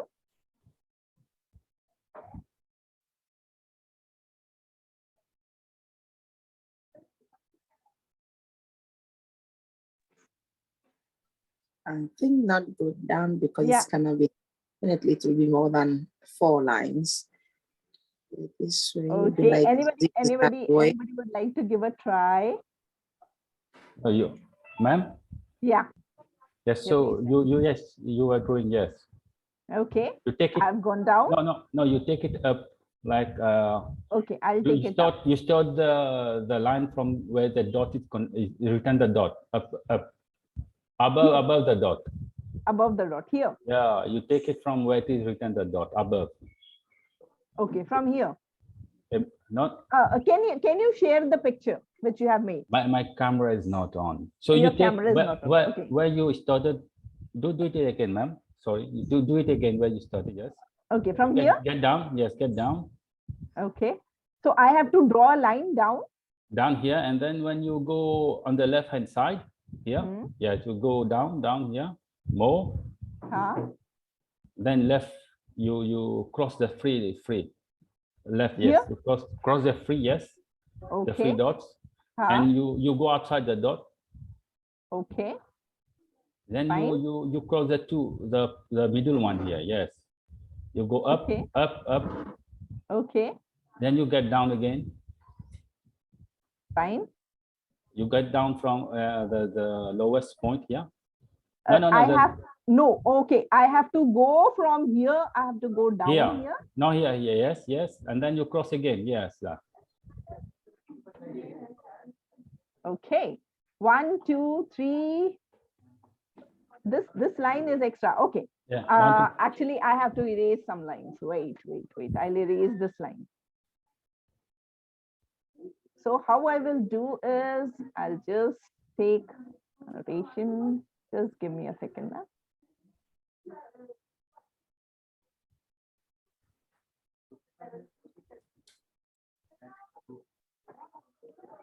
Okay. So I will start from, either I can start from here. I will go here, then here. No, from where I should start. I will start from here. I will go down here. Then I will go up outside the box. Then I will go this side and then I will go back. Then it will be fine. There will be 4 lines only which will be used. Let me draw.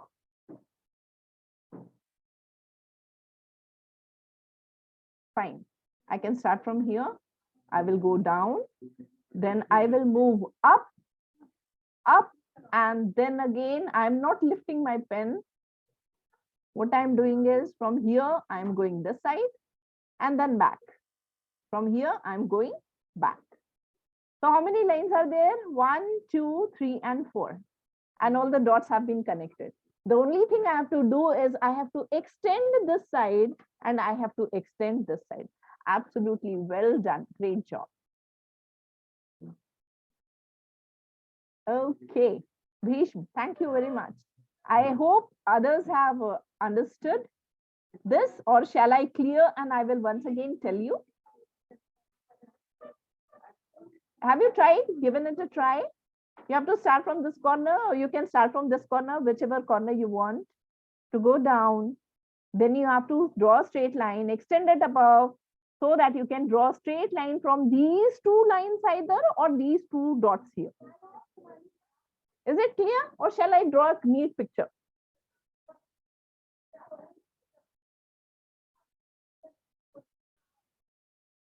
Just see once again, I'm drawing it on the other side. I started from this one. This is the first line. This is the second one. Then this is the third one. And wait, this third one, I have to just make it a bit. I have to use this dot. I have extended this earlier. I have to start from here so that I can join these dots. I will go here till the end and then I will join these. Right? Okay. Is it clear to all of you? I've got 4 more messages. Yeah, Ilham is saying it's clear. I got it. Yeah, first it. Yes, okay. Thank you. Fine.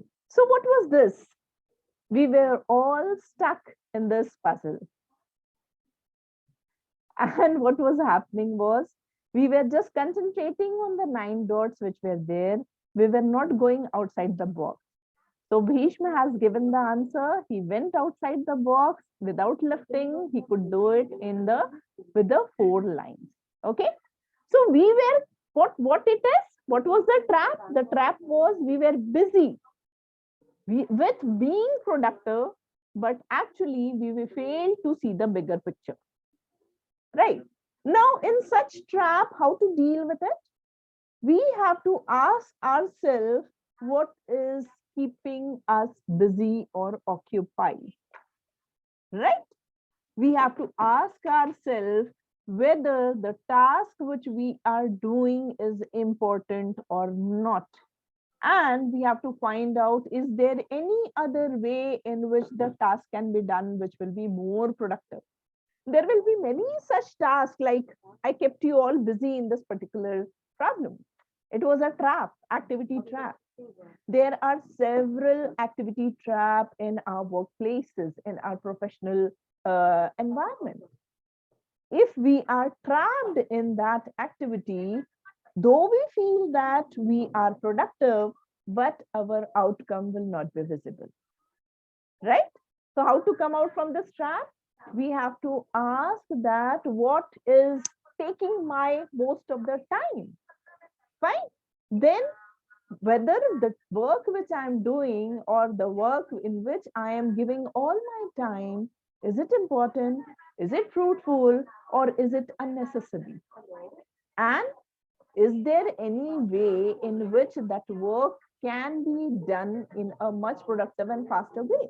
Maybe if it is a clerical job, which does not involve any decision making, can I delegate this to somebody else who is much faster in typing than me? This could also be one of the scenarios, right? So we have to try to come out of this trap. Now let's see about the next bias, gratification bias, and we will understand it by just answering one question. Would you go for 1 lakh this month, or would you like to go for 3 lakhs in 6 months? You can write your answer in the chat box, or you can speak up by unmuting yourself. What do you want? 1 lakh this month or 3 lakhs in 6 months? Yes, I've got the answer. What is lakh? Lakh is, okay. Instead of lakh, just think it is 1 million. Million. Okay. It's a unit of currency. Assume it is million, 1 million. You want 1 million this month, or you want 3 millions in 6 months? Right, Mariam and Arla? Okay. Mariam is saying 3 millions in 6 months. Okay, what others are saying? Yeah, Bhishma also goes for the same response. Mariam, can you tell me why 3 millions in 6 months? Why not go for the first option? Why you have taken this decision? Yeah. Yes, simply because it's more. Okay, 3 million it's more. So Fine. I can wait 6 months in order to get them. Okay. Bhishma, what is your opinion? Why you have gone for the 3?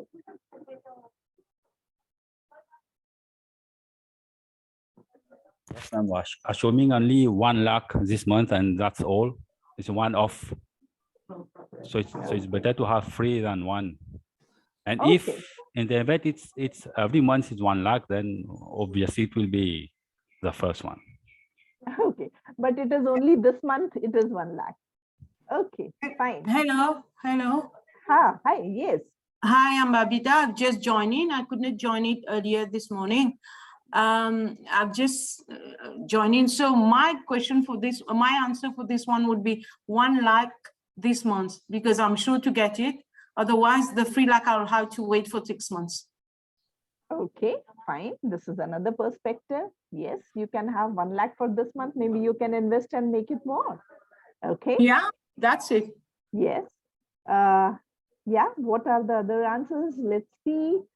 Yeah, Zilla, you have sent 3 lakh. Can you just tell why you are going for the 3, not for 1? What's your opinion?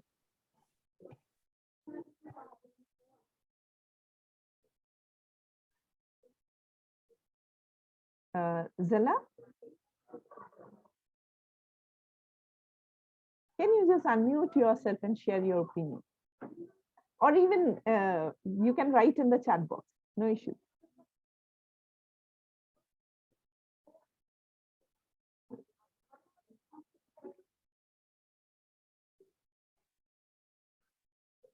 Okay, I think maybe a certain problem with her. Okay, Dennis has written 1 lakh. Dennis, can I know your opinion? Yes, because for me, 1 lakh, it's like 1 month, and 3 lakhs 6 months. So I go for the 1 because the 1 is guaranteed for 1 month. And if I do the calculation for the 3 lakh for 6 months, I will be getting less per month. So I'll go for the 1 lakh. Okay. Erla, why you are going for 1 lakh? Similar perspective as discussed earlier. In an investment perspective, if I have a 1 lakh per month, I'll invest it every month. I'll take 6 lakh for 6 months, then 3 lakhs for 6 months. Okay, but it is only 1 lakh for 1 month, means this month. It is 1 lakh this month or 3 lakhs in 6 months. Then will your perspective change? It is not that every month you'll be getting 1 lakh. It is only first month you are getting 1 lakh and then you're not getting anything. What I think is that I'll renew in an investment perspective. I'll renew next month, then renew every month. Okay, fine. Audrey, why you have chosen 1 instead of 3? I would like to know from you.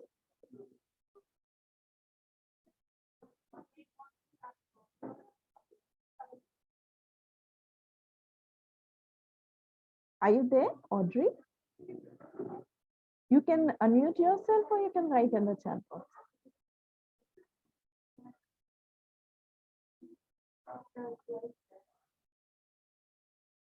Okay, fine. Now, whether you want to go for 1 lakh or whether you want to go for 3 lakh, whether you want to go for 1 million or you want to go for 3 million, there are two things which was in your mind. Number one, whether the reward or the win which you are getting today, it was much appealing, much bigger achievement than at a later date. See, what happens is, if I'm getting a reward now, I might be, it might be very a big achievement for me, instead of waiting for a few months and then getting something more than that. This can be one of the perspective. Fine. Or there can be other perspective also. Right. So if you are choosing 1 lakh means you want that reward now, and maybe you can do some investment of that, or maybe you can try to multiply it later. Right. But those who have gone for 3 lakhs, they have seen the future, or they have envisioned the success. That's okay. Right now, if I deny 1 lakh, but I wait for some time, I'm getting 3 times more. Right? So whatever, it depends only on your perspective, that what will the ultimate success be for you. What is your long-term goal? Whether you want that money for present investment or whether you want more money to do investment at a later date. So you have to ask that what are your right priorities today, keeping in view your vision for future. Right? So this is what gratification bias. Coming to the next bias, that is your tired and emotional bias. Many times it happens that if we are very tired, if we are emotional, the decisions which we take or the perspective which we look at any situation or any problem, that is different than when we are fresh, when we are energetic and we are taking the decision. Can anybody tell me any instances where you have witnessed that, yes, being tired and emotional has made certain difference in your decision? Or the same, in the same situation, when you were tired and emotional, you had taken another decision, but when you were refreshed, when you were full of energy, you had taken a particular different decision in that situation. Were same, but your emotional has played some role in that. Can anybody tell me any instance which you have faced? Do you think it really has hampers, or it really acts as a trap in your decision making, in your thinking a big picture? Anyone? I think in sensitive situations, we should get away the emotion. So there are cases that need sensitive, and they need to be decided, not to inflate it with emotion. So we have to get away from emotion. But in some cases, yes, emotion takes place in our life, even in organizations work. So it's okay. Right. Absolutely correct, Farsad. Thank you. Mariam has written, yeah, sure. And that's why we shouldn't give promises while being happy. Take decisions when angry. We should not take decisions when angry, because emotions affect our decisions. As the most emotional part of mind control, right? Basically, what happens is when we are tired or when we are emotional, the part of the brain which does a rational thinking, that is being empowered by our emotions and by our fatigue. And that is why I said that when you are very happy or when you are very angry or when you are very tired, don't try to take decision, because what we do is we hurry. We don't see the big picture. Yeah, Ravanti has written, emotion plays an important role on our decision-making process. Absolutely. And we are talking about the big picture. That means looking at the problem from all perspective. And when we are tired and emotional, we lose the power of looking from all perspective. And that is why we become biased. And this becomes a trap for us. Right. Now, how to overcome this? First, we'll see what it is and how to overcome it. Okay, so what happens is the conscious application of mind, if we want to consciously apply the mind, it requires number one, energy, and number two, effort. But when we are tired, we don't have that much energy to look or to dwell into each and every nitty-gritties. Moreover, when we are emotional, then also we are unable to spend the energy.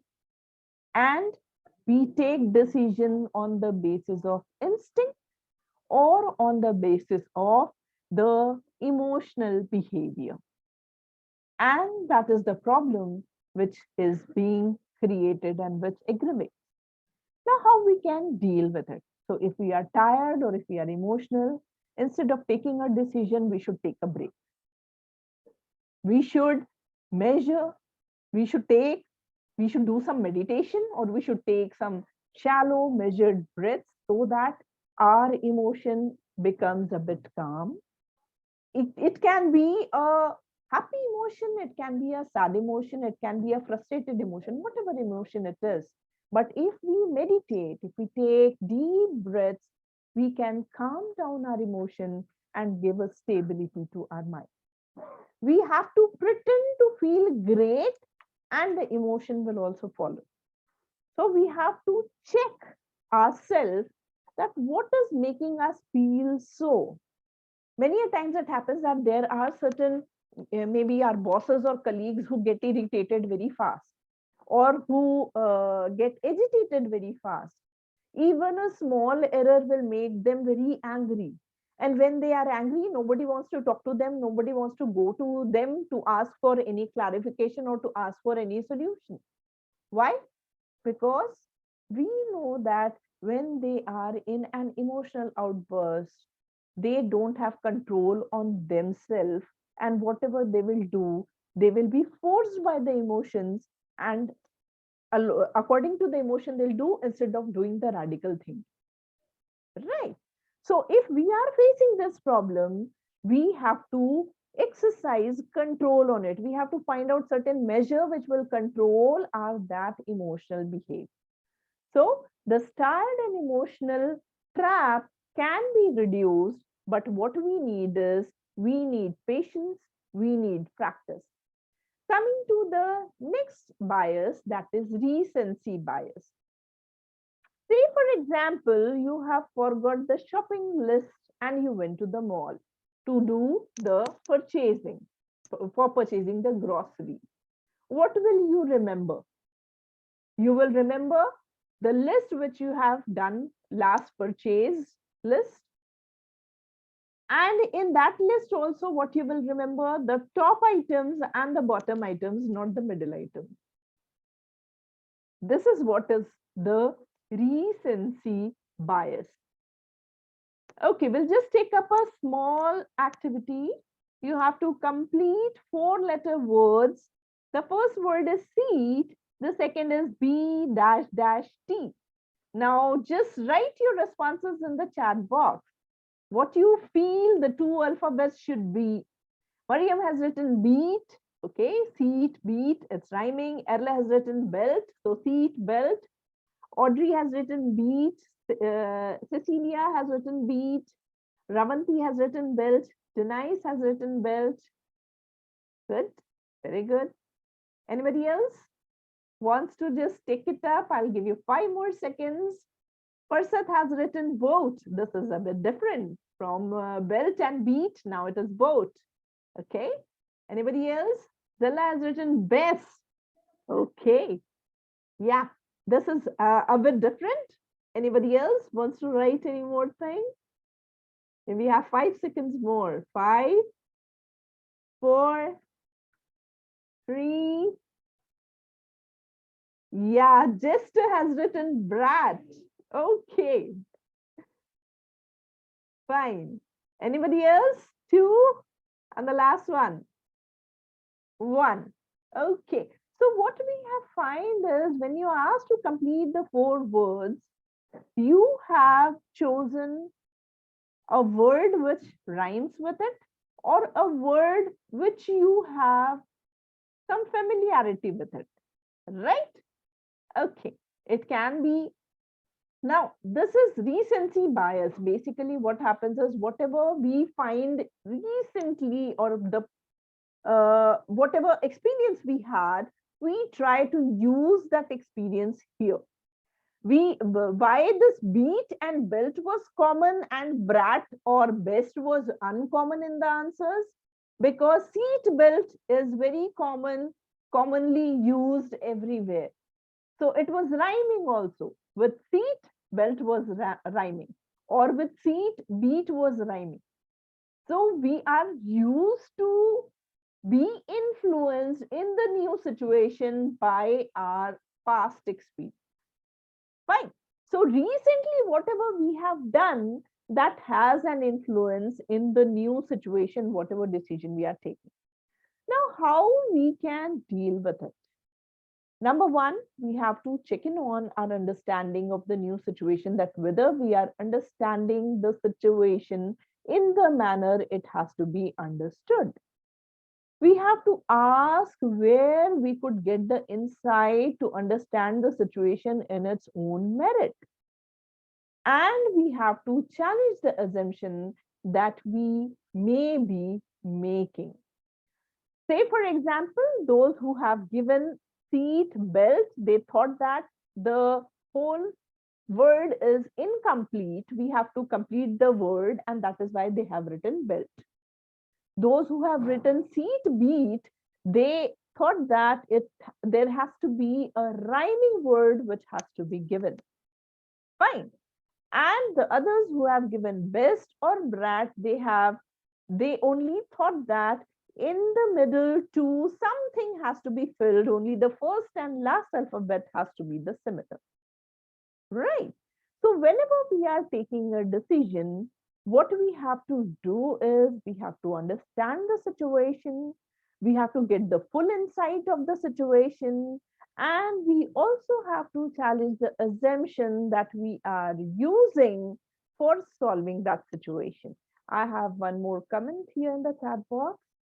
Yeah, Munira has given a totally different word, that is bait. Okay, so had I written in the question that you have to write a rhyming word, everybody would have gone for, I think, beat. But I had not given any options, so everybody chose according to their own perception. Munira has also written bolt.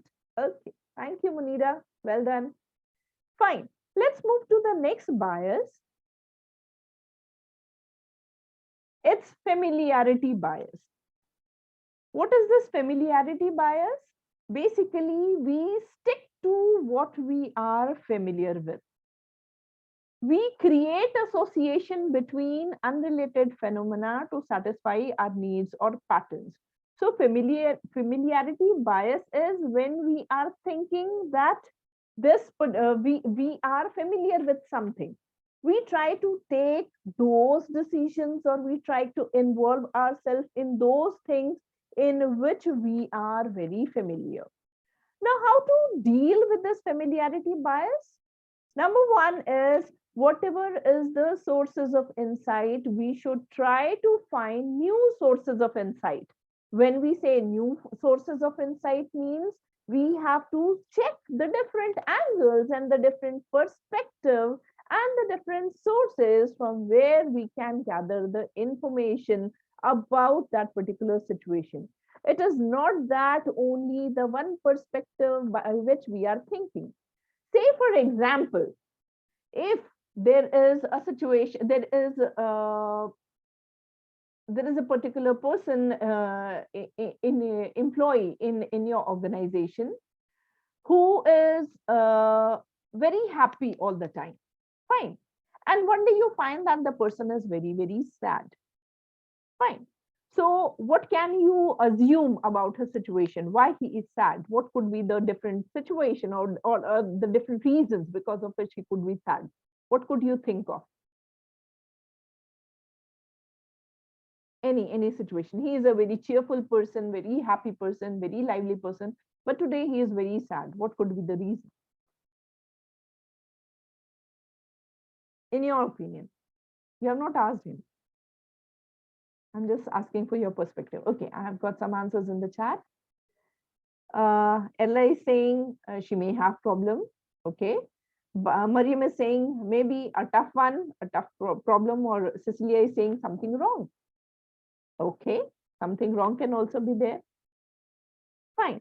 So we are just thinking in one direction that maybe there is some issue in his job. Maybe he had a fight with his boss. Maybe his increment is not up to the mark which he thought. Maybe he has been removed from his assignment. Anything as such. Fine. What if he has got a very good opportunity in some other organization at a higher position with heavy perks, and he's sad because he is leaving your company? Can this be one of the reasons? Can this be one of the reasons for his being sad? It can be. And it is something good, but he is sad because he is feeling for the bond which he has to break and he has to move ahead. Right? What we were thinking was there might be some tough situation, there might be some problem, but the big picture is that it is not the tough situation. He is getting something more in his life, but the fact that he is leaving you all behind, that has created the sorrow in his face. Right? So what we have to do is, whenever we are in such situation, we don't have to go with the familiar things which we assume, which we have in our intuition or which we have looked into. We have to dig deep into new sources for finding the insight. And we have to develop a spirit of freshness. That means try something new, do some conscious experiment without worrying about failure, so that we can remove this familiarity bias. I hope it is clear to all of you. Okay, we'll move to the summary of all the traps which we have just now discussed. We have seen the different examples. We have dealt with interesting problems and interesting videos also. And we have addressed to 8 different traps: illusion of attention, confirmation bias, simplicity bias, activity bias, gratification bias, tired and emotional bias, recency bias, and familiarity bias. So in this particular workshop, I hope all these biases are clear, and we will try to eliminate it in our workplace and would try to implement whatever we have learned here. So about your actions, you have to think about the situation you are in, and you have to challenge whatever challenge you are facing. You have to think about it, and you have to vision your success. You have to find out more insight about the context of the situation. You have to think about the thinking traps when you are dealing with any problem or any particular issue. You have to challenge the matter, and you have to find out why it is important, that why, what, how has to be followed. You can reframe your challenge into something meaningful, which should be worth for solving, and you can overcome all these thinking traps. So one question from me to all of you before ending this presentation and this interactive workshop is, what is the one insight that you are taking away from this workshop? And I would love to hear from all of you. What insight you are taking? You can unmute yourself and say, or you can write down in the chat box. Yeah, I've got one response. Mariam is saying, surely not one. You can tell me, Mariam, what all you are taking from this workshop. I would love to hear.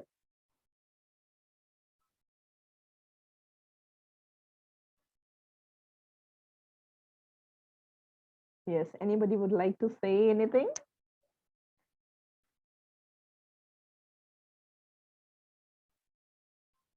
Yes, Dennis, you have something to say?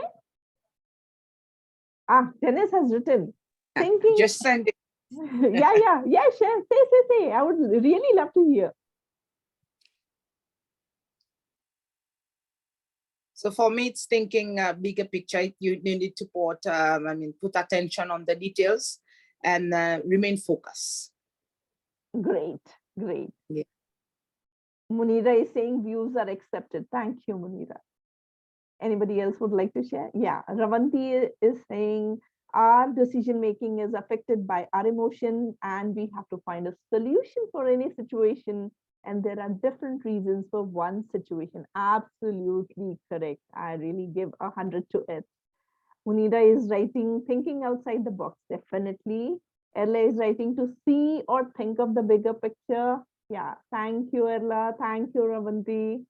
Audrey is writing, it is important to take a break when you are tired. Absolutely. Even just listening to a music for 5 minutes would make your mind refreshing.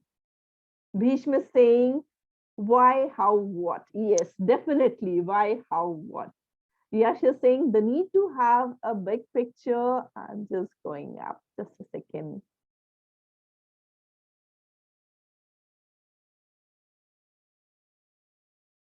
Yeah, Yash is saying the need to have a big picture and thinking outside the box. Definitely, that is the much needed thing when you are making the decision. Jester is saying looking at the bigger picture will help us explore other options, solution to the problem. Definitely, Jester, it will help a lot. Mariam is saying this bias and the way the mind can be affected by emotions and seeing the events from different perspective. And in order to do that, we should put ourselves in other positions. Yes, we have to wear different shoes. We have to put ourselves in others' shoes. Erla is saying thinking traps is real. Yes, it is real. I really had a wonderful time with all of you. I really thank all of you for being such a good participant. There are certain other workshops and other further readings also, like the international bestseller Thinking Fast and Slow by Daniel Kahneman, The Invisible Gorilla, Systems Thinking, and there are other relevant workshops also like creative thinking, strategic setting, making good decisions, goal setting, managing team for performance, and delegating effectiveness. I have one more response here. Kapunda is saying thinking outside the box is creative thinking. Yes, absolutely. So with this, I thank you all from the bottom of my heart. And yeah, I have one more message here. Yeah, thank you, Mariam. It was my pleasure too. Ravanti, we are going to be invited for the other training. Thank you. Okay, over to you, Tanvi. Have a nice day, all of you.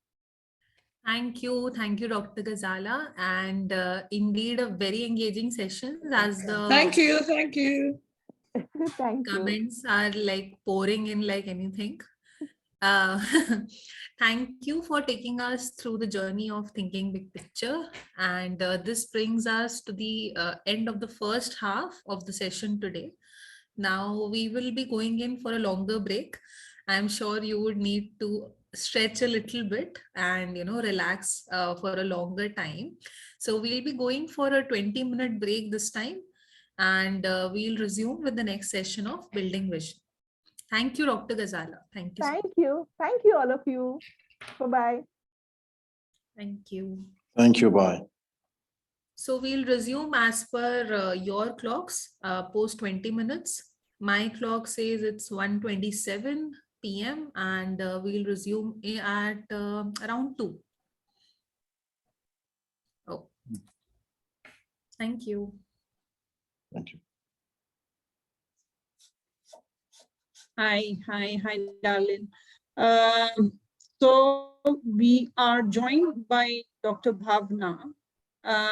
She would be taking the next session, which is themed on building vision. So in our first session today, we talked about thinking big picture. Now, how do we, out of that big picture, make a vision? That's exactly what my colleague Bhavna is going to talk about. Before I hand over the reins to her, I'll briefly introduce her.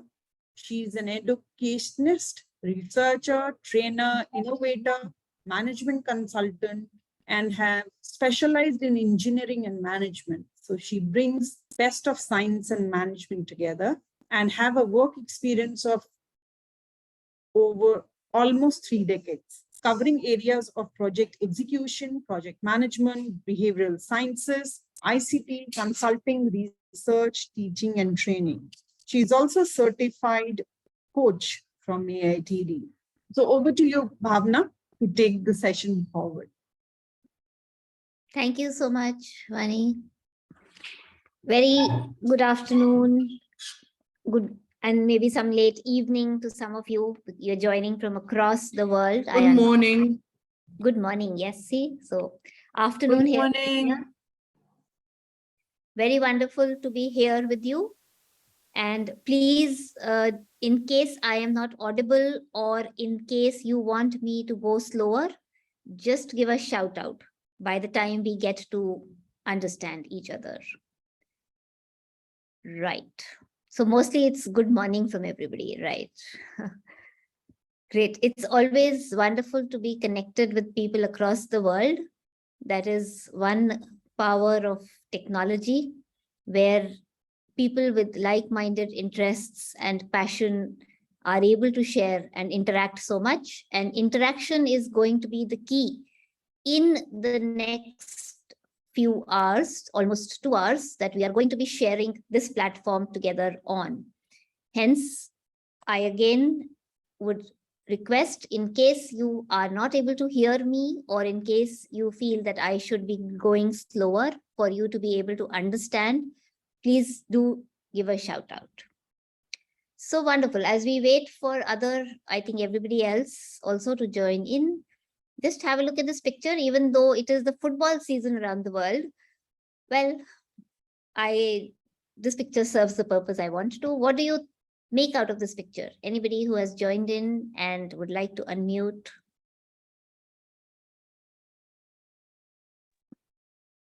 Can I say Or you can just share in chat. Yeah, sorry, go ahead. I think he's on the defensive side, so he's trying to protect the goal. Very nice, Darlene. And what if there was no goal post there?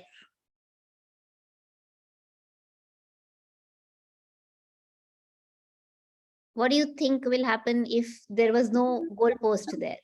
Well, the puck will go straight through if he won't be able to catch it.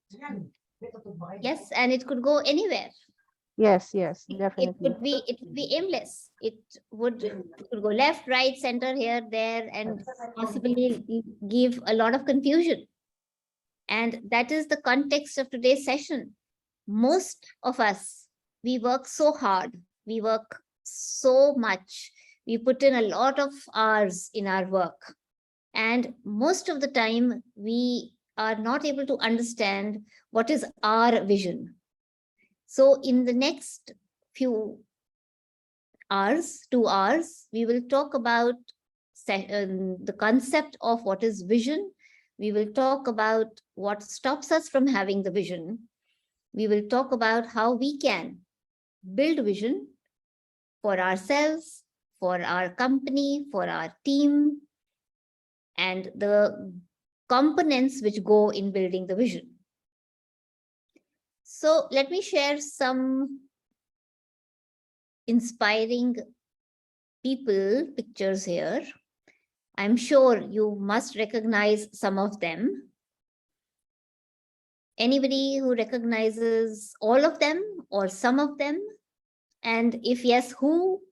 And what do you like about that person?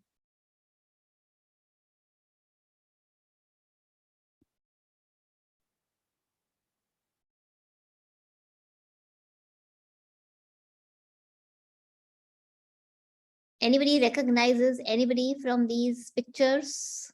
Einstein, Gandhi, Steve Jobs. Absolutely, Darlene. Absolutely. And what do you Nelson Mandela. Nelson Mandela.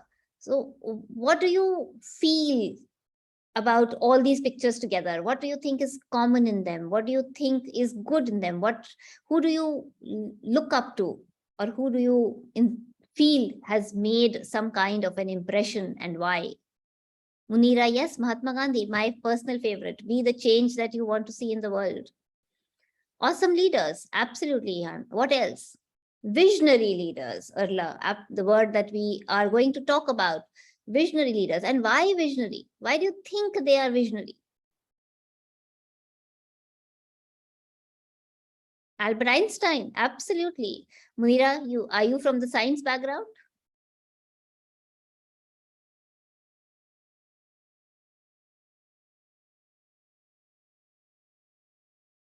Albert Einstein. Are you from the science? People from the science background like me? And Martin Luther King, absolutely. So similarly, in the next slide, there are few companies that we have, some logos that we have. Just give me a second. My slide is gone. Just give me a second.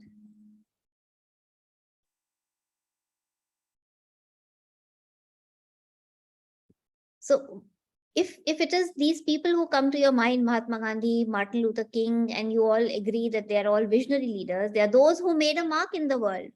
Absolutely. And what makes them so special, having made that mark in the world?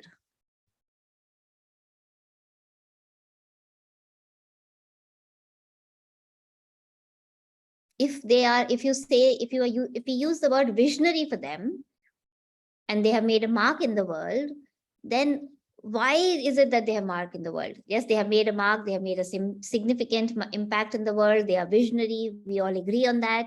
They were not afraid to follow their goals, is another point common to all of them. What else? If we are calling them visionary, why are we calling them visionary? One is, of course, they were not afraid to follow their goals. Let's come to companies. What is the one company that is your favorite? Like, these people inspire, not to lose hope. They keep moving ahead. They have clear vision about what they want to achieve. Absolutely. Similarly, which companies, if I ask you to list down 5 companies that you look up to, global companies, what names come to mind?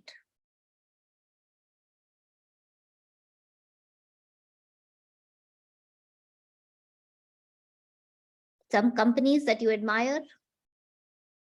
Any company that you admire? Any name that comes to mind? Just like we had people, Microsoft, a computer in each house. Yes, absolutely. Google. I really wonder what we would have done without Google. I really wonder what I did without Google in '93 when I did my engineering.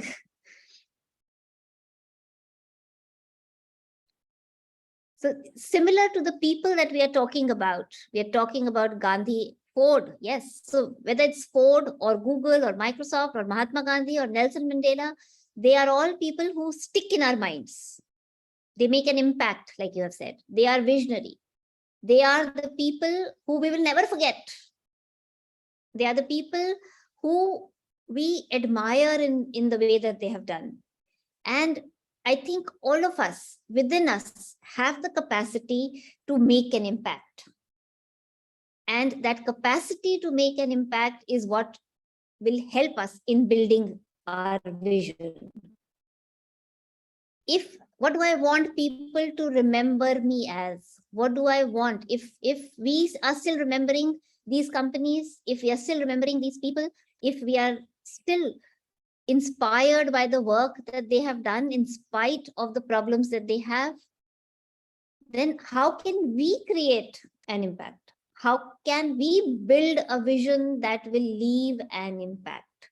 That is the context of today's session.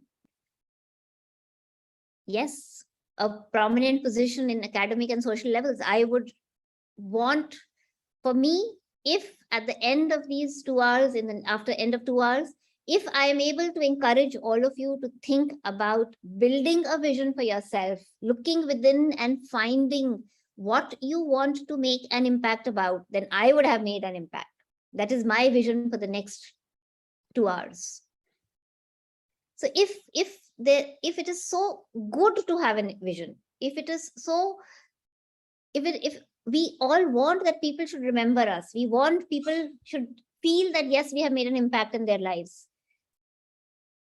then what can we do to make ourselves visionary? So what is it that makes organizations or people visionaries? You can give some thoughts. We are calling them visionaries, and they inspire us. Yes, they followed their dreams, they followed their goals, but what else? For better future, we want to create an impact for better future. We want to understand what is awaited from us.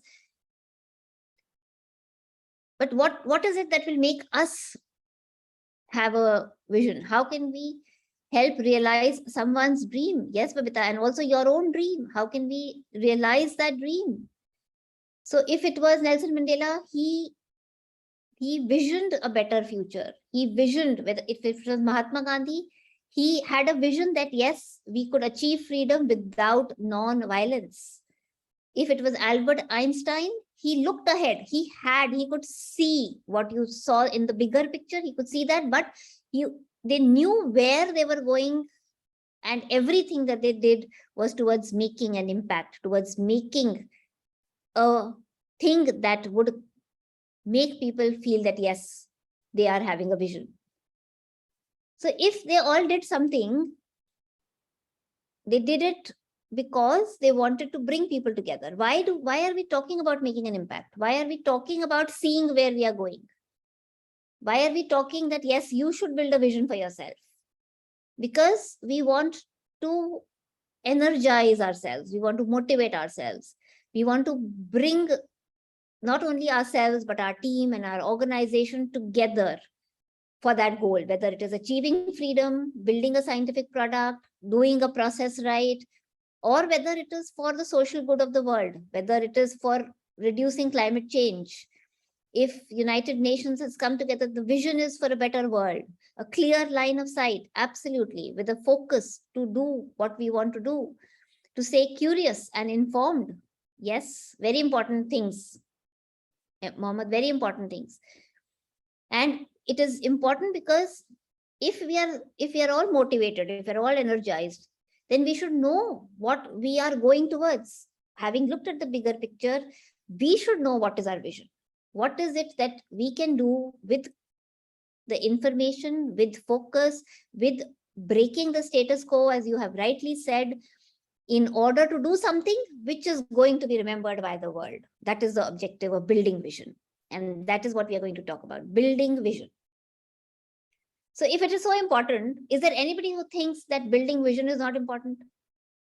Then this workshop is first, the thing to know is we need to understand that, it is almost like what will people remember us like? What is the work? If I do something today, will people think about it tomorrow, day after? If having that vision is so important, then what makes it difficult to have vision? We have understood it's very important, right?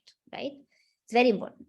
But not everybody became a Mahatma Gandhi, not everybody became Nelson Mandela, Martin Luther King, Steve Jobs. Not everybody came up with the Apple product. Not everybody came up with the idea of Microsoft or Ford or Google. There were many internet companies which came in. There were many brands which came in. There were many people who fought for freedom. And everybody did their own good part. Everybody worked hard, but there are few who made an impact. Ability to think big, yes. But what is it that makes it difficult? So if we have to think about vision, we have to build our vision, then what is it that is difficult about building vision?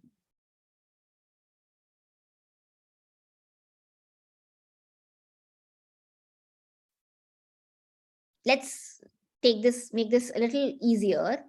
Some points I have listed here. Do you think because we are so busy, we don't have time? Is that correct? Or we are not clear what our vision is?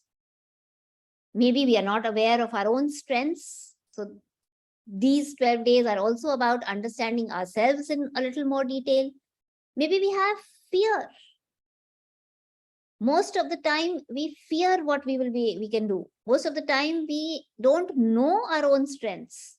Most of the time we can put in a number of hours, but we have a lack of clarity. Most of the times we are not spending enough time to look within ourselves and introspect. Is it because we lack confidence in ourselves? We don't have confidence. Absolutely. We have fear.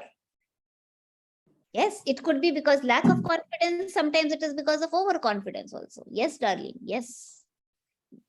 What else could be stopping? We are so busy with our personal responsibilities, family responsibilities, office work. So we know this thing takes time.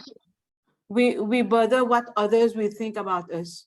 Yes, we always do, right? Yeah.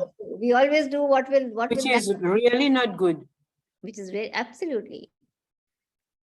We mostly think about, oh, what will that person say? Oh, what will this person say? Yeah, what will the others say? Whether it's good, not good?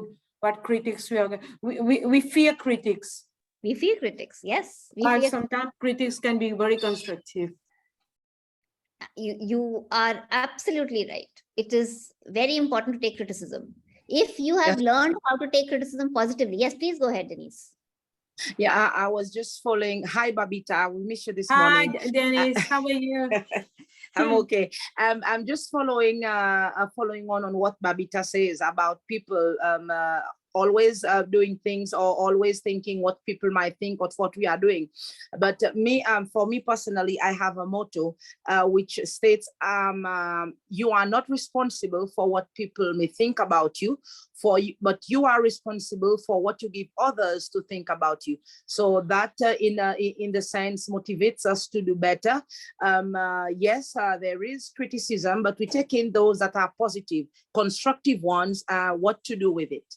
Thank you. Bhavna, Denise is my sister from another mother. That is why she was missing you this morning. Yeah. Unfortunately, I had one of my close family member who passed away, so I had to go there. So I'm following the course, then I'll again go there. Yeah, again go there. Our prayers, yes. Thank you.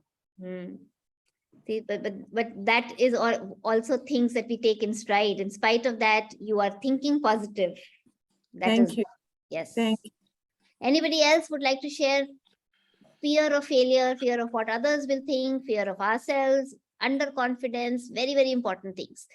And time. But this exercise, this program is all about, because we want you to spend time with yourself. We want you to spend time with each other. So let's try and understand some other things that sometimes stop us from understanding what we can do.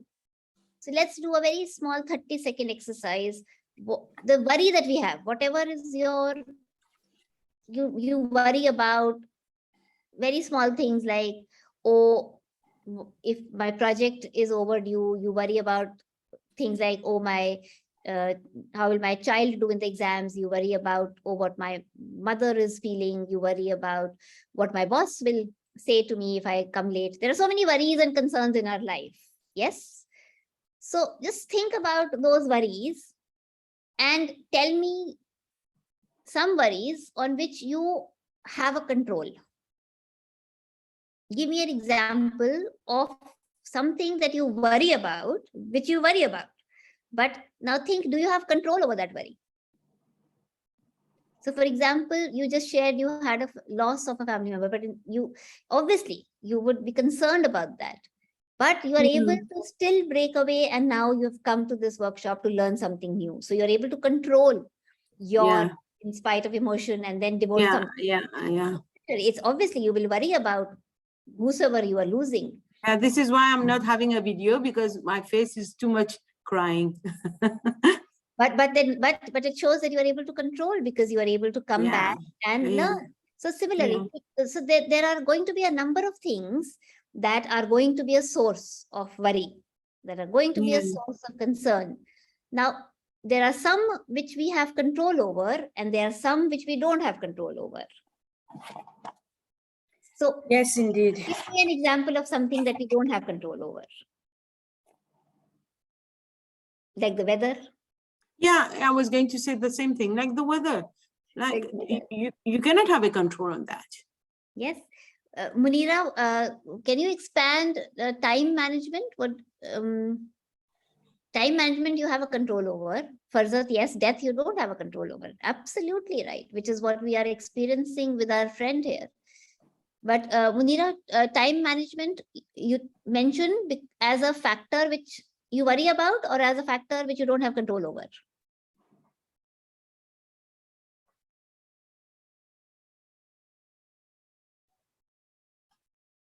So time management is something which we worry about, according to me, and we can control.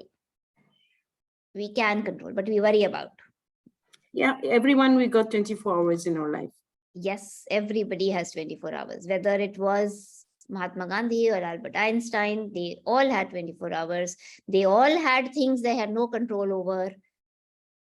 It only depends what difference we want to make. Yes. What others think of me, you have no control. Absolutely, Arla. You don't have control. So which is why should we spend time in thinking about it? But we do, right? But we are trying to train ourselves not to spend time or worry about things we have no control over. The things we have control over are the things which will fall under which of this circle here? There are two circles. There is a circle of concern, there is a circle of influence.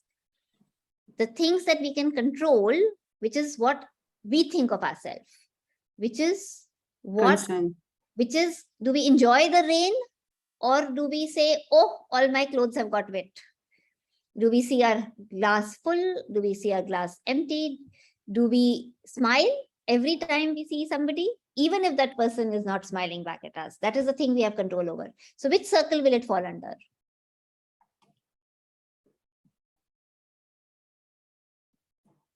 The circle of influence, which you can control. Yes. And the points which we cannot control, they fall in the circle of concern. Now, when you just think about the list of things, take about 30 seconds in your participant handbook somewhere, in your notebook somewhere. It's nice always to think about the things that we can control and things that we cannot control. So we cannot control war, political issues. Maybe if we are the leader of a country, hopefully some of you will become leaders of countries and you can control war also. I hope so. But at this point, we can't control war. We can't control social media. We can't control natural disasters, other people's behavior, like Arla said. We can't control social media, which we spend so much of time on. Facebook. I can't control what my daughter says to me as a teenager. So there are so many things that we cannot control, but there are so many things we can control.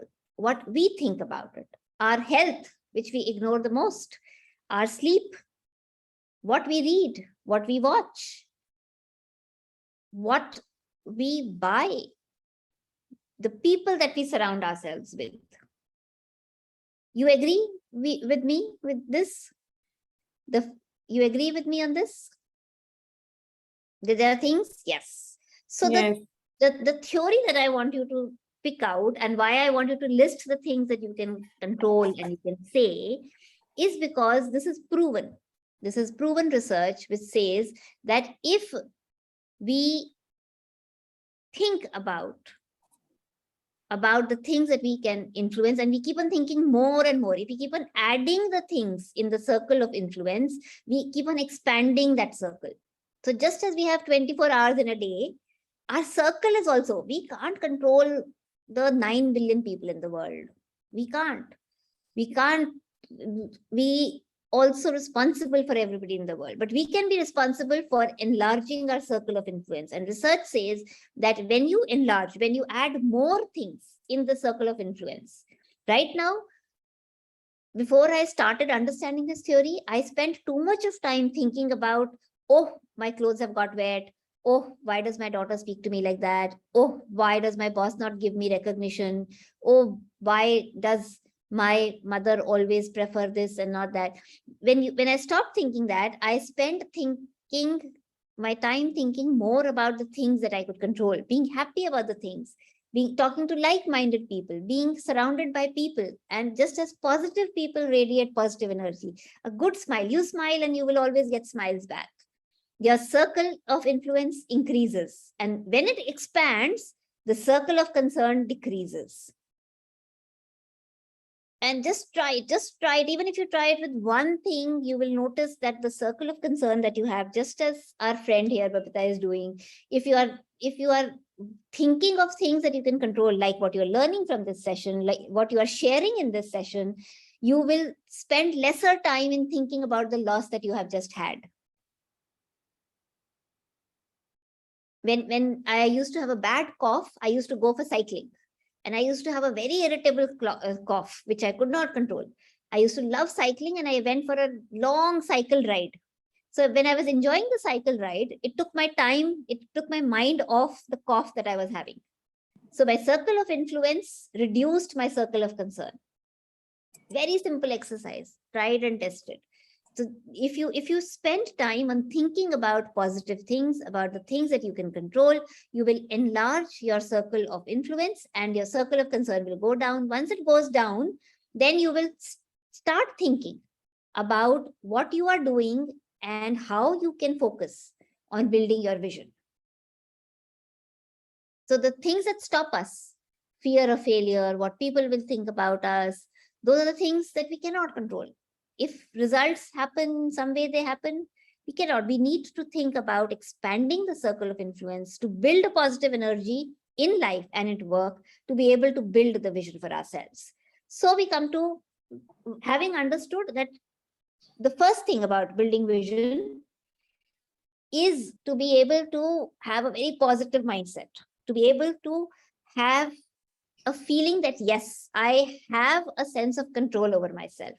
If I can smile, I can smile. If I can think clearly and not worry about what is happening, stop things which are out of my control, concentrate on my circle of the things that I can control, the circle of things that I can influence.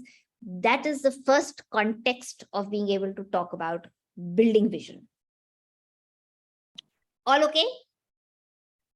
Give me a thumbs up if you think we are on the same page. Thank you, Denise. Thank you so much. Thank you, Mariam. Thank you, Allah. Thank you, Mohammed. Anybody else who has not spoken so far would like to say something about vision before we go to building vision? Wonderful then. Okay. So we have taken these blocks to be able to help us to build our vision. Now, vision, it's very easy to say, this person is a visionary, the company is a visionary. If you attend management lessons, vision is talked about the most. If you ask me, it's talked about the most. Oh, you should have a vision, the company should have a vision, our work should have a vision. But to be able to actually understand that is to break it down into the identity. What is it that is the values? What is it that is our ideology? What is it that is the core of what we want to do? Second, why we want to do. What is our purpose? Third, BHAG. BHAG stands for big, hairy, audacious goals. And fourth is that we need to be able to write down that vision, to be able to spell it out very, very clearly. Because if we are not able to spell out what we want to achieve, we will not be able to build the vision. So we will take all these one by one. Let's first take values, core values. What do you understand by values? And the core values. And give an example of some value that you have, some value that a company has. Anybody?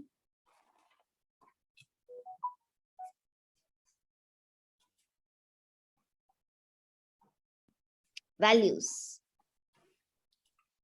What we believe in.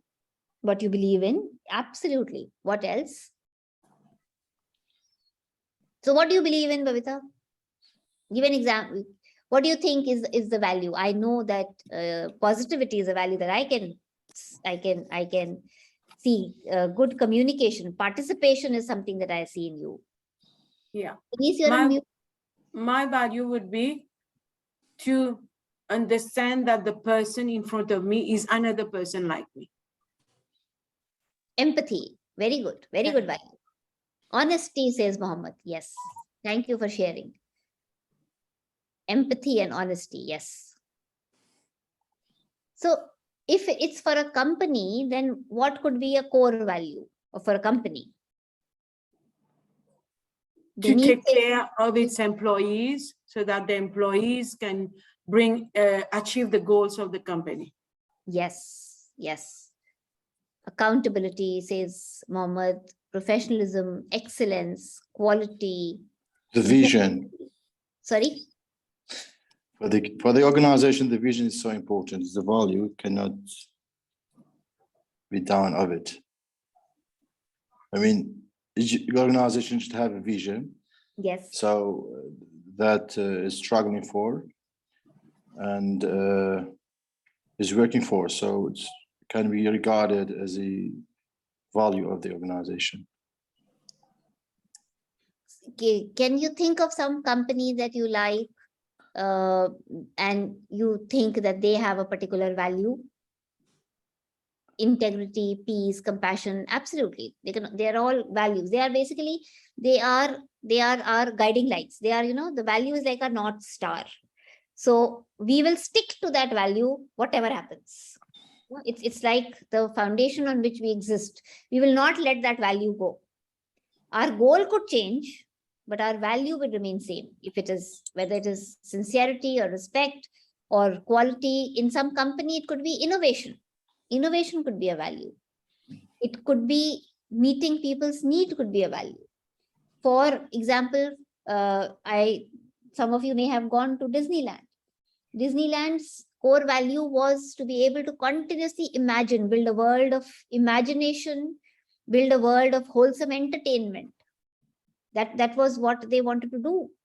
And they stayed true to it in spite of whatever business that they are doing. Similarly, if my value is also to give respect to others, then whatever vision I have, I will continue to keep the value intact.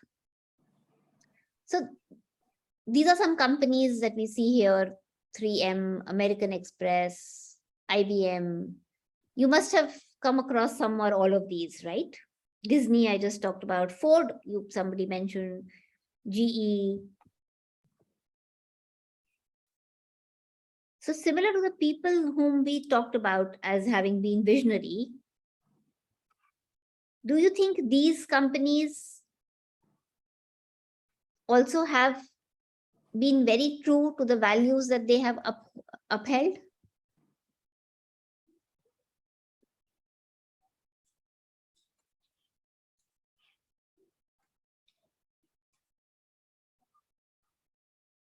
Have you been on a Boeing aircraft? Have you used a 3M product? Have you used an IBM machine? Have you seen a Walt Disney movie or been to Disneyland?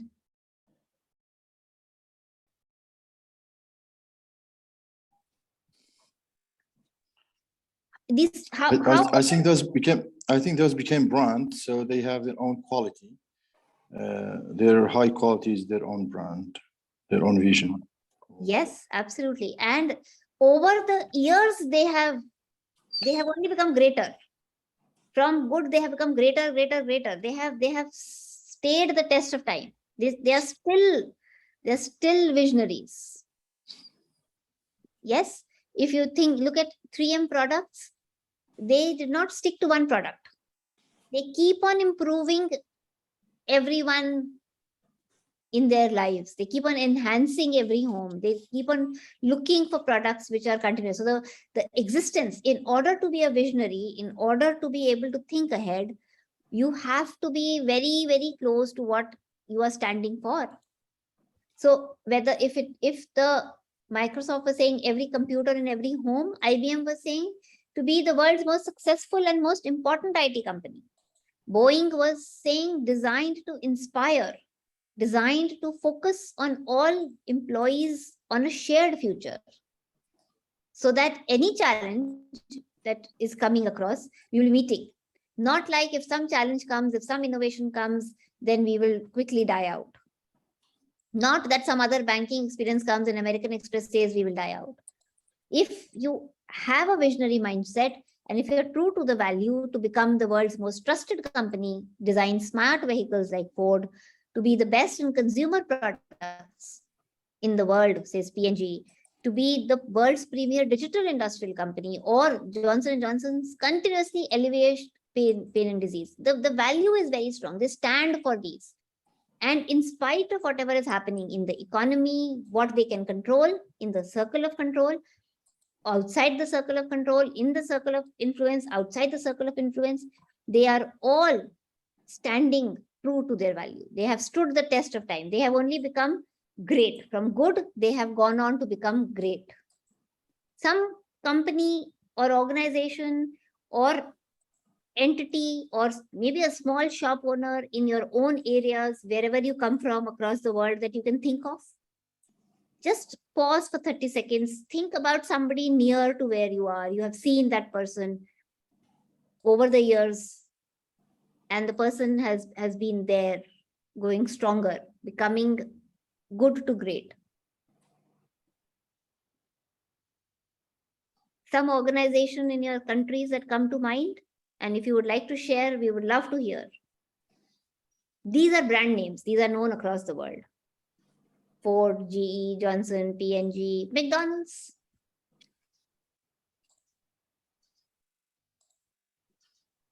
But similarly, in your own nearer circle, you will find companies, people, organizations, small shop owners who have stood their ground.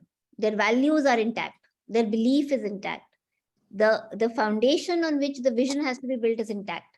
If it is giving service, if it is designing the best, to continuously provide some kind of alleviation, improvement in customers' life, that value remains intact. So the first thing to identify is what is your value that you would like to be. Can we use as example the company in India, Tiffin Box? Yes. Yes, yes. The Bombay, successful business started from small, but they kept their value. And now today in India, they are one of the top business in India. Yes. Using the railway to deliver all the food. Wonderful example. And I'm so happy that you took an Indian example. Thank you. No, and the value was very simple. This simple food delivered best of quality and on time. On time. On time. The delivery on time. In India, we say everything is late. Like there's so much traffic jam and so, but they use their mind and use the available mean of transport, which is always on time. Yes, excellent example. Absolutely. And that is why they became case study. And yes, I done a case study on that. Oh, really?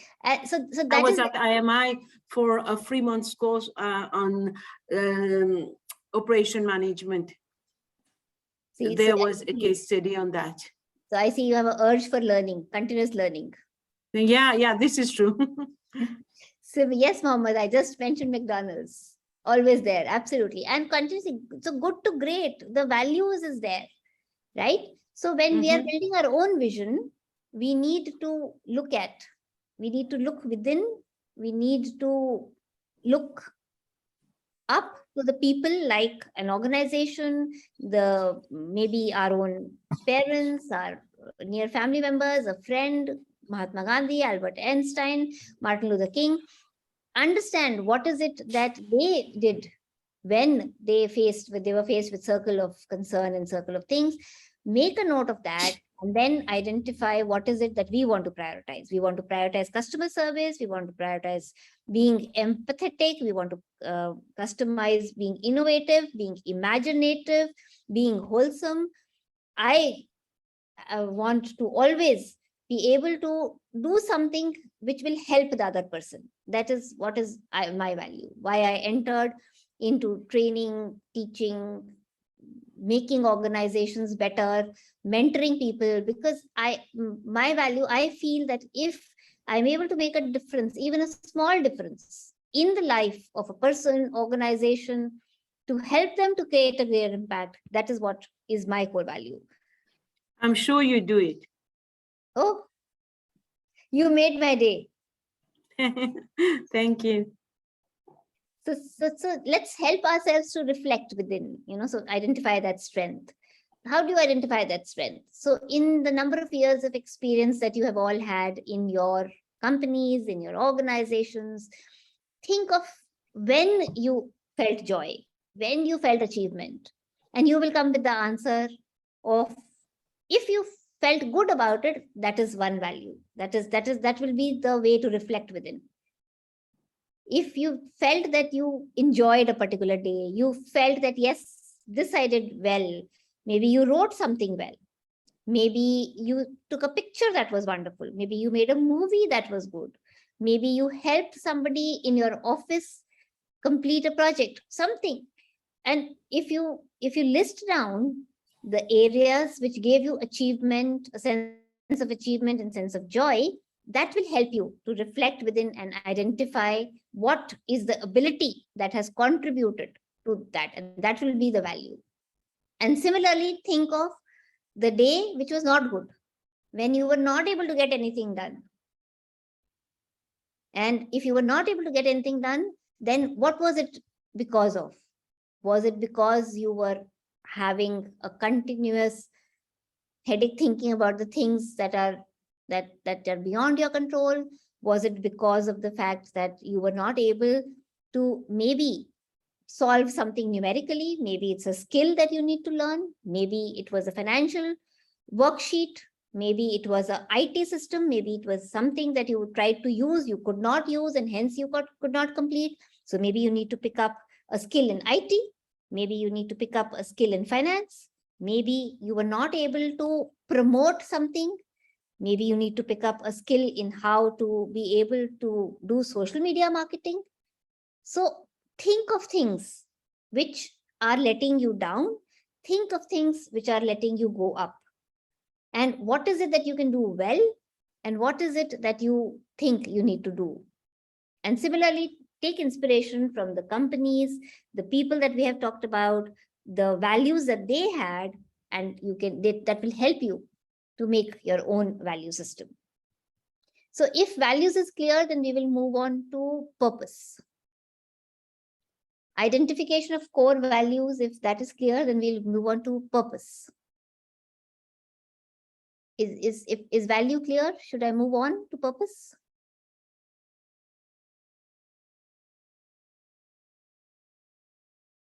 Thank you for confirming that.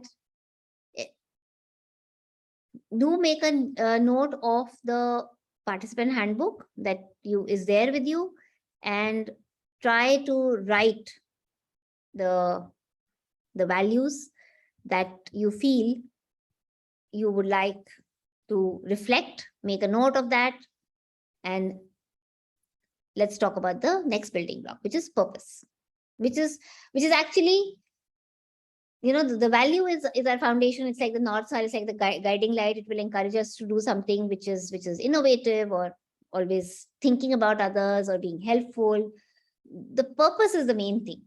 I am very, very passionate about identifying purpose. Why is it that we are doing something we are doing? Why is it that I want to speak to you? Because it makes me happy. So that the sense of purpose is very, very important. So let's try to understand what is purpose. Because the sense of purpose, if you are able to understand purpose, then you will be able to understand you are here today. Right now, we are all on this platform. We are all virtually. We are all on Zoom. What is it that we want to see in the future? So finding the purpose. For finding the purpose, we will do a small exercise. When we do the small exercise, there are certain questions that we have to answer. So before we do the exercise, in the exercise, I will request my colleague Tanvi to break you out into some groups. So we will have breakout rooms. I think you have an example of that yesterday. I will join each room also. So first I will explain the exercise. After I explain the exercise, then we will put you in breakout rooms to do that exercise. Now, the purpose of the exercise is we need to think about things that answer the questions of why, what are we doing, what difference are we making, why, what will happen if we are not around. The purpose is basically answering these questions, right? So let's take this. I'm giving you one example and then we will give you the exercise. This example is to explain what all of you will be doing in the breakout rooms. So this is a picture, right? Now, as I explain the picture, what do you think is happening in the picture? People are eating food? Yes. People are in a restaurant? Yes. So I will be giving you a set of similar pictures. What I want you to do is what I'm explaining right now in the breakout rooms. You will be doing what I'm doing with this picture. You will be doing with the pictures that I will be showing in the next page. Okay. So this is a picture of people eating together, correct? Right? And having a meal at a restaurant. Okay. Now, the exercise is to identify our purpose. What do I sense is the purpose? Okay. Now, if I feel that my purpose is to make a place where people are having a nice family time together. People are enjoying, people are chatting. Food is, of course, there's a family that eats together, is happy together. But my main purpose is to provide a place where people in family can spend time together. And because food gives a sense of enjoyment, my purpose is to provide a family place for people to share a meal together. Now, if that is my purpose, then I'll work on making the ambience better. I will work on maybe adding some very, very light music, not loud music, not like you go to a bar and the music is so loud, you cannot hear each other smile and talk. So if my purpose is that people should talk to each other, not listen to loud music, then what will I do with the restaurant I want to set up? My vision will be to have a place which is having very good ambience, clean environment. The food is secondary, but people should feel nice, warm, comfortable, be able to talk to each other. I'll maybe put some small family games nearby where they can do something. I will think of some idea like giving them a small note each, asking them to write something for each other, give it to them at the end of the meal. So even though my business is about a restaurant, my purpose is to make people happy while spending time together. Now, if my purpose is making money,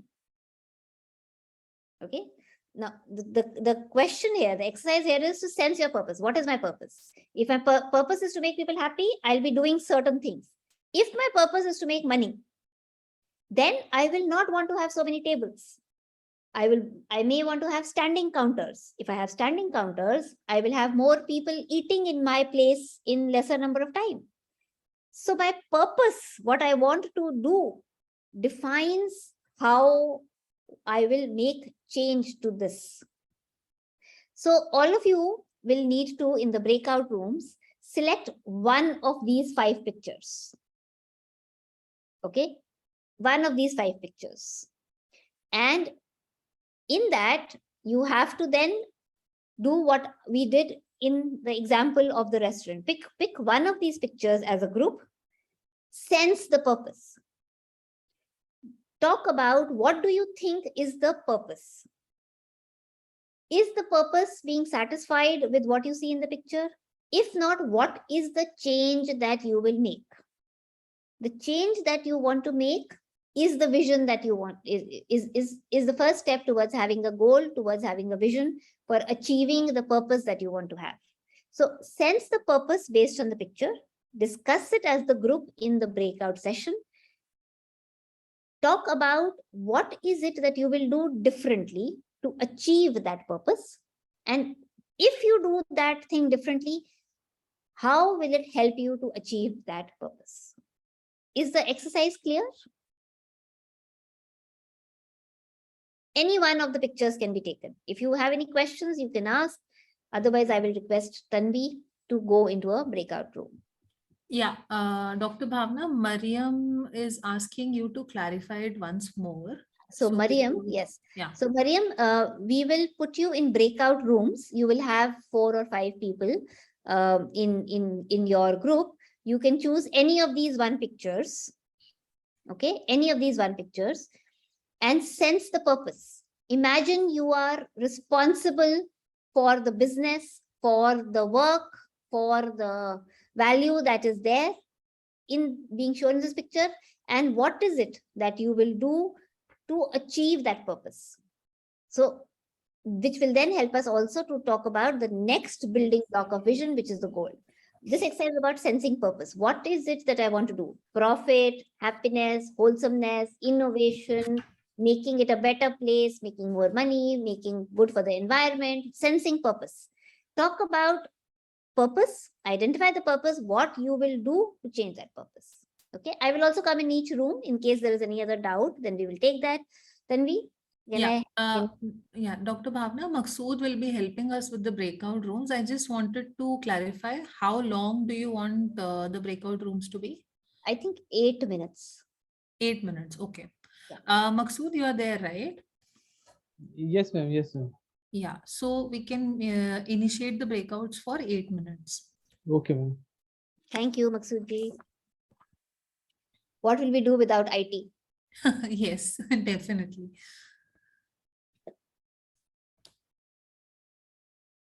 Hello, welcome back. Some of you were very nice, excited. I was very happy.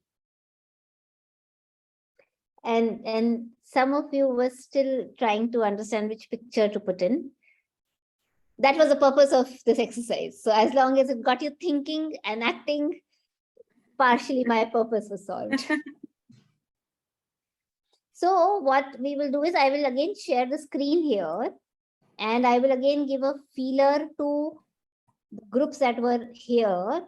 In room 1, there was Mariam, Bhisham, Zella. In room 2, Denise, Arla. In room 3, Darlene, Babita. Room 4, Jester, Farsad. Room 5, Yash, Mariel, Muhammad. What we will do is, we will take a 10-minute break.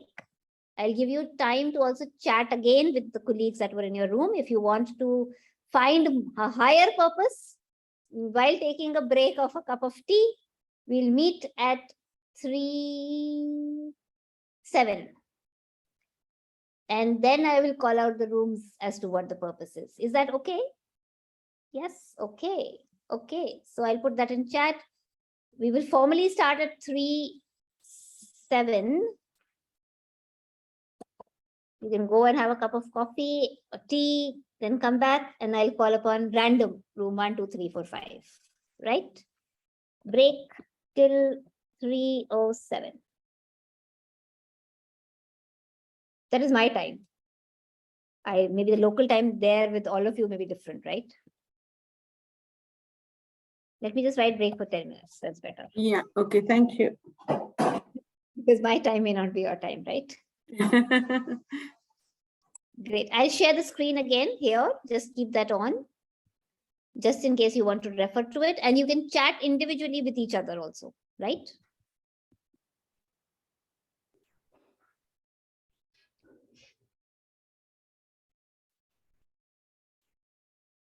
Okay. Is that all right, Tanvi and the Amity team? Yes, Bhavna. Okay, fine, great. I'll also grab a cup of water. Yeah, much needed.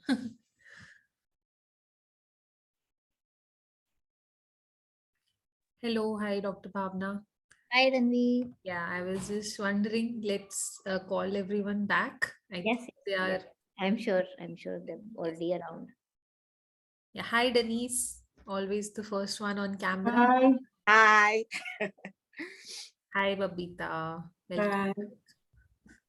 The first one on camera and also always on camera. Yes. Yeah.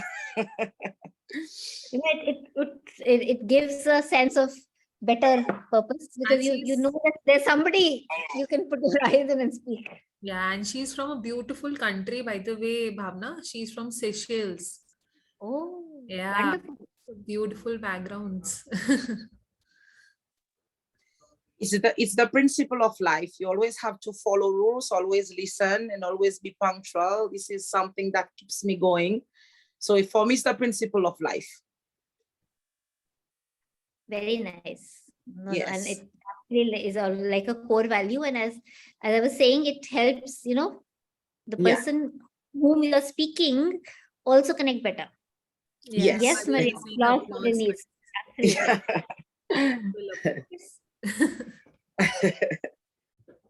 Okay, so we are back. Let's start. Should we start with which room should we start with? Tanvi, choose number 1, 2, 3, 4, 5. Okay. 2. Room number 2. So room 2 is Denise. So only. Okay. I didn't know that. I'm sorry. Denise was there and Erla was there till I visited room 2. I don't know. Were you joined by Ella, somebody else? she's there. She's back. Yes, I'm Yes. back. I'm sorry. Okay. Yes. and here's my friend. So which country are you from, Erla? I'm from the Philippines, ma'am. Philippines. Yeah. Nice. Very nice. Very nice. So fine, Tanvi chose 2. So over to you. Yes, Ma'am Denise, do the Yes. honor. Yes. Well, as discussed in the group, I'll give you the honor because I am, like you said, gradually you'll improve. Initially, you said you have an issue in relation to the conflict resolution. So having the ability to voice out, eventually it will pick up on your ability for the conflict resolution. So the floor is yours. I will help you. Okay. Yes, You've ma'am. got I'll this. take Okay. that challenge. Okay. Yes, for sure. From the 5 pictures presented, we've chosen the first picture, the one with 3 person, which is, they seems very happy after going shopping in a mall. So we chose that one, that one. So what do we think is the purpose? Based on that, we see that we think that they had a foreign trip, and within their foreign trip, they plan to go shopping in that particular mall. And we think that the purpose of that mall is bringing happiness through shopping. That is so that one what we thought about.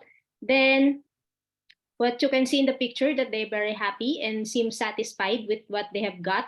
Even they spent some of their monies for that items what they want, but they are very happy. Then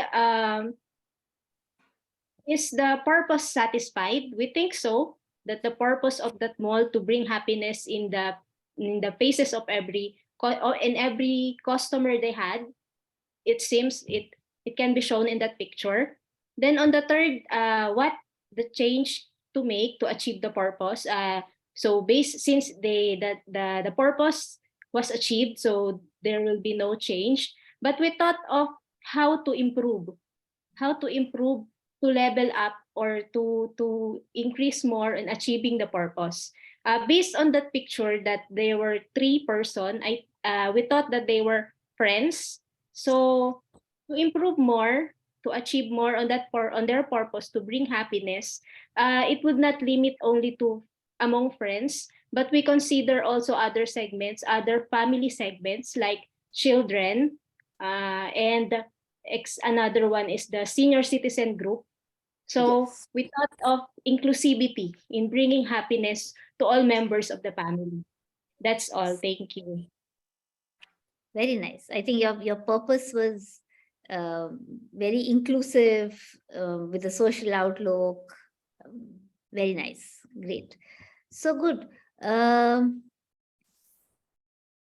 Room, I think 1, you also chose the first picture? Or did any other room choose the first picture? You were thinking of choosing the first picture when I visited room 5, I think. 5? Mohammed, Mariel, did you choose picture 1 finally?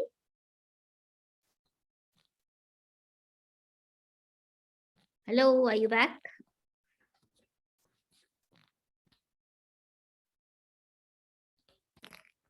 Munira, would you like to go ahead?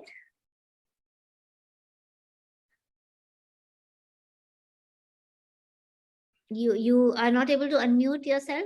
You can put on chat also.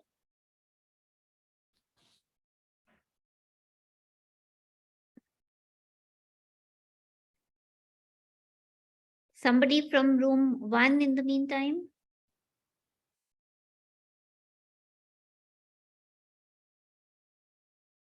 Till they get ready, maybe room 3, Darlene, Babita, you're there? Yeah, we can room 3, we can. Okay, And Darlene. in the meantime, yes, I'll come back to you. Babita, Mariam said we were struggling with the picture because it was not clear. However, we have chosen the meeting picture. Right, Mariam? They seemed supportive and helping each other and maybe thinking for solutions with bilateral conversations. They may be teachers or they may be preparing some marketing strategies to please customers. Yes, that is interesting. Let's take, which picture did you choose, Darlene and Babita? The picture with the team, or the group, 5%. Oh, the same one which Mariam is talking about. Yeah, yeah. So then I'll request you to present. Maybe then we will also take her thoughts, which she has mentioned. Okay, Darlene, are you going to present or should I?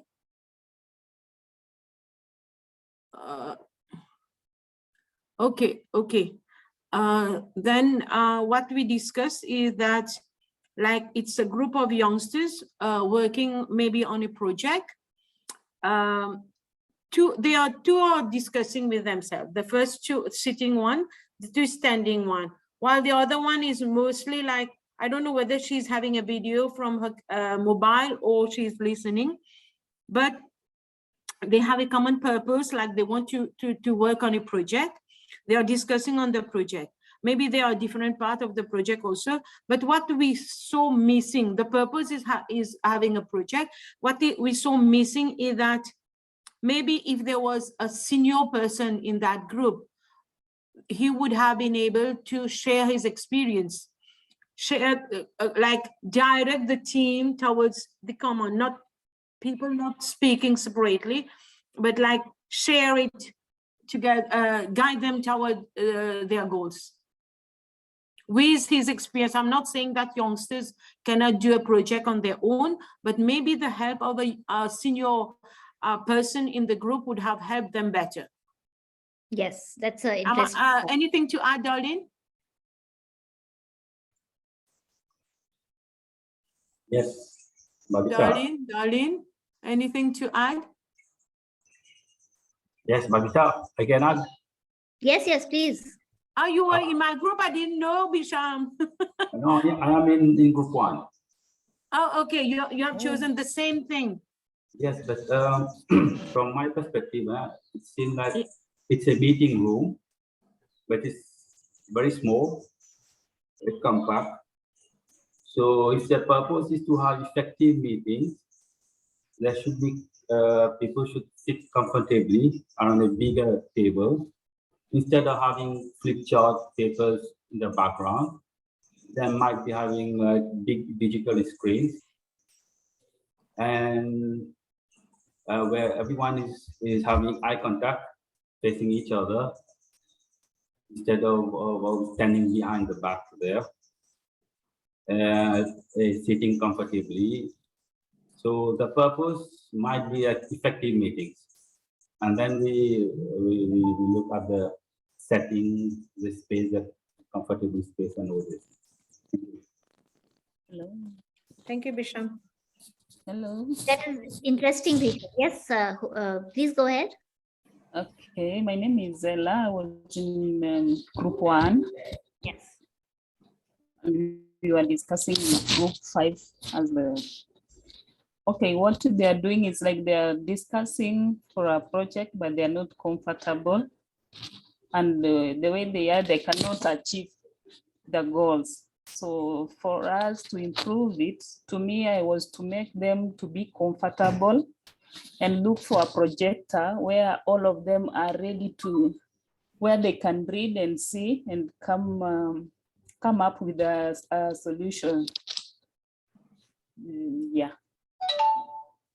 So if we have a projector which is at the center, all of them will concentrate and they will achieve the goals.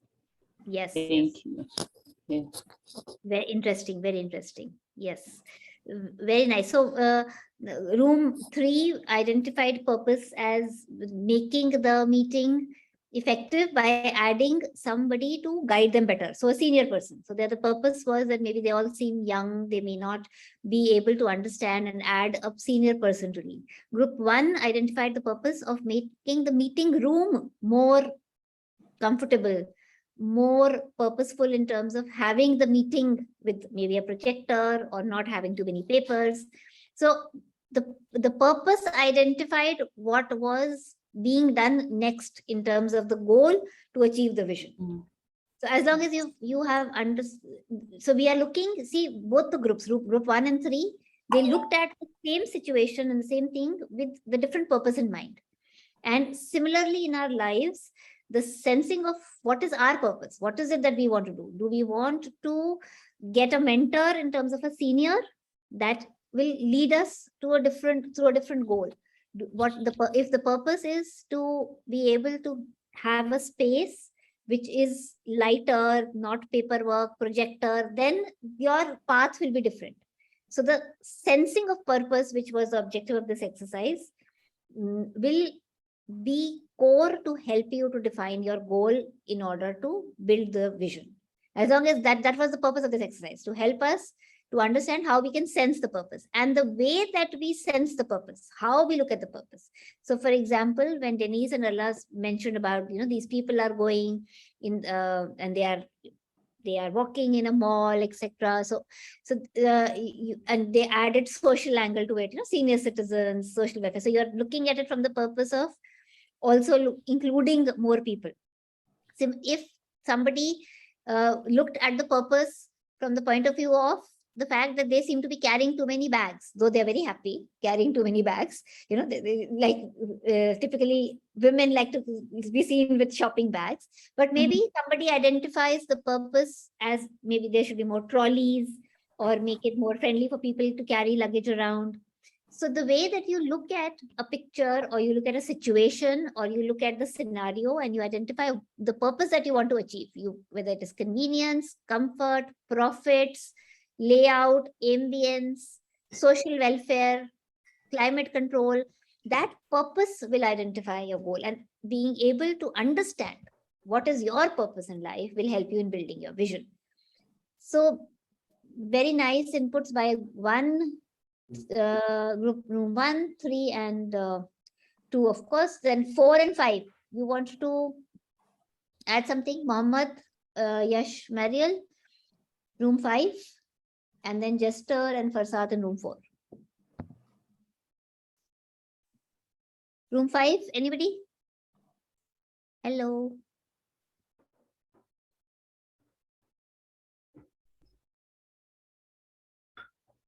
You chose image of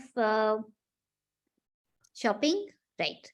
Friendship, enjoyment, spending time, absolutely. Okay, no issues. That also happens. Sometimes you get shifted from one room to another room. Well, I hope you get enough, Munira, you have enough opportunities to meet and hang out with your friends. This also happens. Sometimes you enter with one purpose, but then the room shifts and the purpose changes. That is also a part of life. Don't worry. Room 4, anybody? Jester, Farsad, you want to contribute? We'll move on to the next otherwise. When I left, you were busy discussing something. That was nice for me to see both of you talking. Farsad and Jester, you want to say something? Add on to the conversation? We have not finished yet discussing, but so is Mr. Farsad here? So I think I will be sharing my personal thoughts on the Please, go picture. ahead. So Yes. we chose the third picture, the airport. So Okay. for me, the purpose of the airport is for the passengers to have a venue to comfortably wait while waiting for their flights. So I think that's the purpose of the airport. So in these pictures, it's the purpose being served.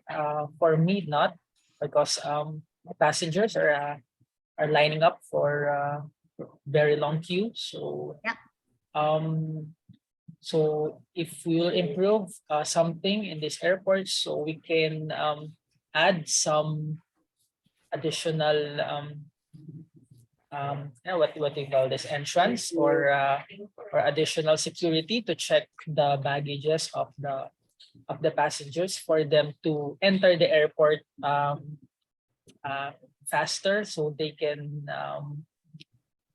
easily enter the airport, then relax already.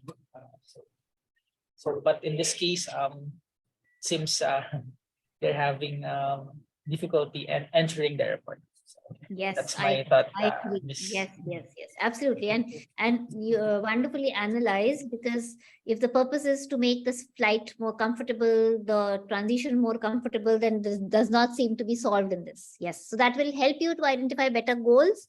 And if you are in charge of the airport where I come to catch my flight, I'm sure you will make the flight more comfortable. Thank you, Jester. So, Welcome. Group 5, Mohammad Mariel Rash, you want to say something or we move ahead? I think let's move ahead. I'll wait for 30 seconds.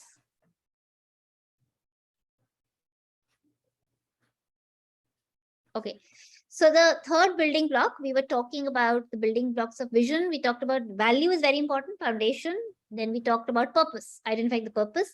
Now we come to the goals. You will also have separate detailed goal setting exercise, but that is very important while building the vision, to be able to have a clear and a compelling goal. It should be compelling. It should be something which does not require you to have any explanation. BHAG stands for, let me write it here. That stands for big. B stands for big, hairy. H stands for hairy. A stands for audacious, and G stands for goal. Now, this was a term coined by researchers who looked at goal setting, and they said, you know, the goal has to be big. It has to be bold. It has to be exciting. Otherwise, it's not a goal. If the goal is only to, yes, I'll come, I'll punch, I'll go, then that is not a bold goal.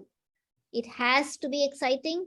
It has to be something which makes you jump outside your comfort zone, which makes you excited, which is very clear. You know where you are going. You know that you want to look, yes, you feel, yes, this is the goal I want to have.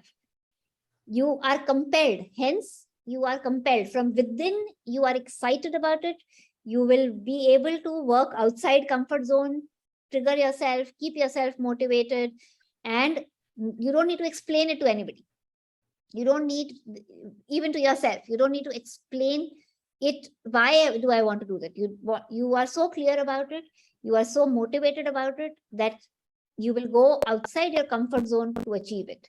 And it is consistent with the thing, why are we existing? So why am I living? Why am I talking to you? My goal is to make you understand how to build a vision. So it should be that clear. It has to be hairy meaning the bold and very, very audacious. The bigger, the better. Very, very clear and very, very exciting. Yeah. BHAG is clear. I'm not able to. Yes. Yeah. I'm not able to stop. Huh? Okay, fine.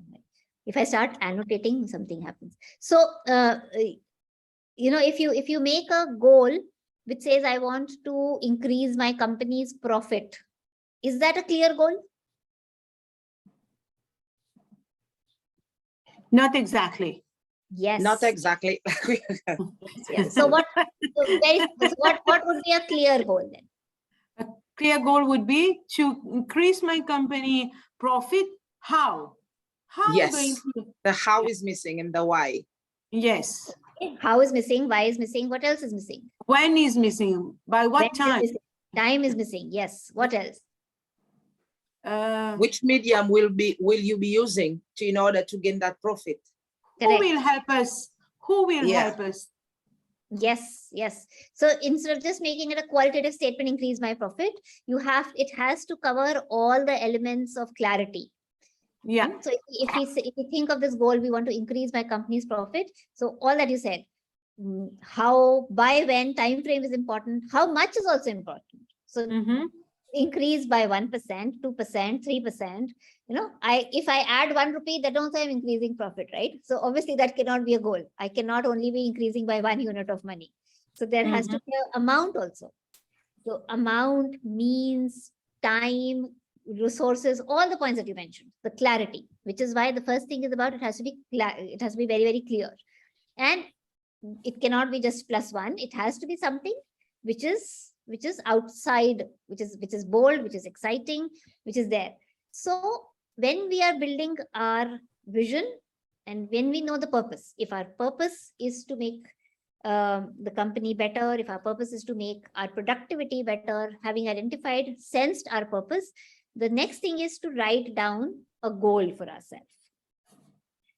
So use your handbooks, the participant handbooks, and write down the goals that come to your mind for the areas that you want to impact. If you want to impact your own productivity, then your goal will be how you are going to be maybe managing time better. If you want to impact the customer that you are serving, then your goal will be how you can increase or decrease the turnaround time or give more satisfaction. So in your handbook, for your areas of business, you come from such diverse countries with diverse scenarios and wonderful places. Make a note of the big, hairy, audacious goals for the areas that you want to or you can impact, right? Now, how can you then describe it, right? So for that, now we come to the imagination part. So we have talked about values, we've talked about purpose, we've talked about goals. So now we have to now put these together. The block of building vision is now taking its final shape, and I will take you back to the building blocks that we talked about and take that up once again so that we come a full circle to building our own vision. And again, your participant handbook being with you, we are now on the very important part of describing the vision vividly. So the base of the vision is our value, identification of what we want to do is why do we want to do, the purpose of our existence, and sensing of that purpose, identifying of purpose, whether it is profitability, convenience, empathy, friendliness, trust, honesty, convenience, customer service, social welfare, purpose. That purpose will help you to define goals, but the goals have to be clear, compelling, bold, exciting, big, hairy, audacious goals. And then we come to the final block, which is describing the vision vividly. And that is a template that you should be spending time on as we try to summarize what we have been talking about in terms of building the vision. So what is a good description for the vision? When we say describe it vividly, what do we mean by vividly? So that this is a template that is given in your participant handbook also. But in order for you to visualize, in order for you to now describe whatever we have been doing, the first step is to imagine. Because if we can't see the goal, like the first picture that we saw, people playing here and there, somebody hitting the ball there, somebody hitting the ball there. So we have to think of a future that we would like to see. We have to, first of all, we have to imagine. If there is nothing new that we can imagine, then we don't have a vision. So we have to see that goal. If we don't see any goal, then we will again not be able to find the vision. So we have to we have to think of a future that we would like to see, whether it is in customer service or personal life, professional life, interaction with others, thinking of people. And within that, the purpose, changing of that purpose will lead to what does a new reality look like. Correct? So, and this is linked to the big picture. So you think of the big picture, and within the big picture, having understood values, purpose, goals, now imagine whether if Mahatma Gandhi looked at the future, he was very clear that the new reality was India will be independent without violence. If it was Einstein, he was constantly thinking of a future where people would have, the scientific things that were there. If it was Nelson Mandela, he was thinking of the future where there would be that freedom, equality. If it is the future that we see where we feel that, yes, our company will have increased profit, then that will help us to, again, so the imagination of what is the future, so that north, where is it that we are heading? What is the area that we are seeing? Social impact, corporate profit, people service, human resource development, financial investments. What is it that we are imagining? Okay, that is also the benchmark for us to go from good to great. So right now I'm here, if I'm at a scale of 1, I have to see what is it in the future that will take me from 1 to 10. And when I know that, then I will be able to identify the template. So in that future, now, first of all, list down the future in the participant handbook. In that future, then try to imagine the areas that you can impact, because we are talking about building vision with the areas that you can impact. So first is whose lives you can touch and how. So you may have done something already, you have achieved something already. When we talk about achievements, some of them are tangible, like profits we can see. Some of them are intangible, like the environment. What is intangible? Give me some examples of intangible achievements. The impact can be intangible. What do I mean by intangible? Like, can we take like an example? Like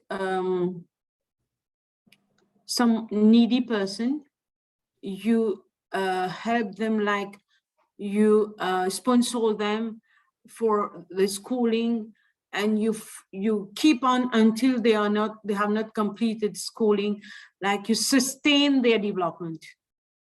Wonderful example. This is not, it is intangible. You cannot touch it, but you can feel it. You can see the progress in that kid, how you are being, you're helping him to achieve his goals, but yet the satisfaction is yours. Wonderful example. In fact, Babita, it is tangible as well as intangible, because you have helped financially. That is tangible input that you have given. But the intangible benefit, the satisfaction that I can sense in you when you are explaining is the most intangible benefit. Thank you. Yeah, and that person, when they get the degree, when they have their own children, they will keep on remembering that. Yeah. To that, even though they don't remember, you know inside of yourself that thank you, God, you allowed me to do something good. Yes, absolutely. And so the vision and the purpose is to help somebody, and by helping, it's said, if you actually help even one person, you can actually end up helping a full family. Yes, that's true. So the impact would also, similarly, in the areas that you feel you want to work, to help define your goal, to help describe it, identify and imagine, and then put it into words. So there is a science behind saying that we should write down, which is why some people write their diaries and some people write, and that is why the handbook, participant handbook with you, is a good resource for you to revisit. Because some things you will now also be thinking more about in the next 10 days of this course. So when you go through each and every day, when you will learn more about goals, you will learn about relationships, then revisit this building vision change. Vision is not something which can suddenly come to us. You know, it is not something which, if I ask you, think of a vision, and then you can think of many good things, but it is something which may take some time for you to introspect. So very important. First point, write long. What do we mean by write long? Why do I say write long?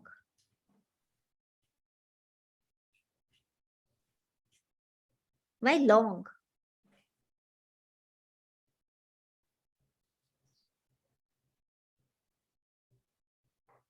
It stick to our mind. Sorry? I guess It's not one word. It's not one word. It stick to our mind. It like it repeatedly touches. Yes, and that is also there. And to include all your thoughts. Yes, Sarla. Yes, with details. So sometimes, you know, we have so many ideas in our mind. Human thoughts are more than thousands in a day.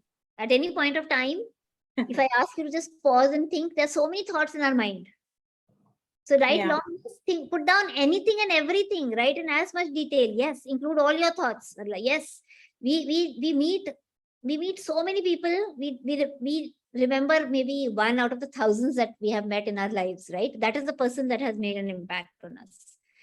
Similarly, all the thoughts that keep on coming, we can very easily forget. That is the purpose of writing long. Write down as much detail. You may think it sounds stupid. Who knows? That may actually be the vision that can help you to make the biggest impact. So whatever comes to mind, write it down. Whatever comes to mind. And the more you write it down, even if it seems cluttered, it doesn't make sense, write as much as you can. If I say close your eyes, tell me what you want to do, you say I want to become a better person. I mean, that is not going to be, because you've not thought it through.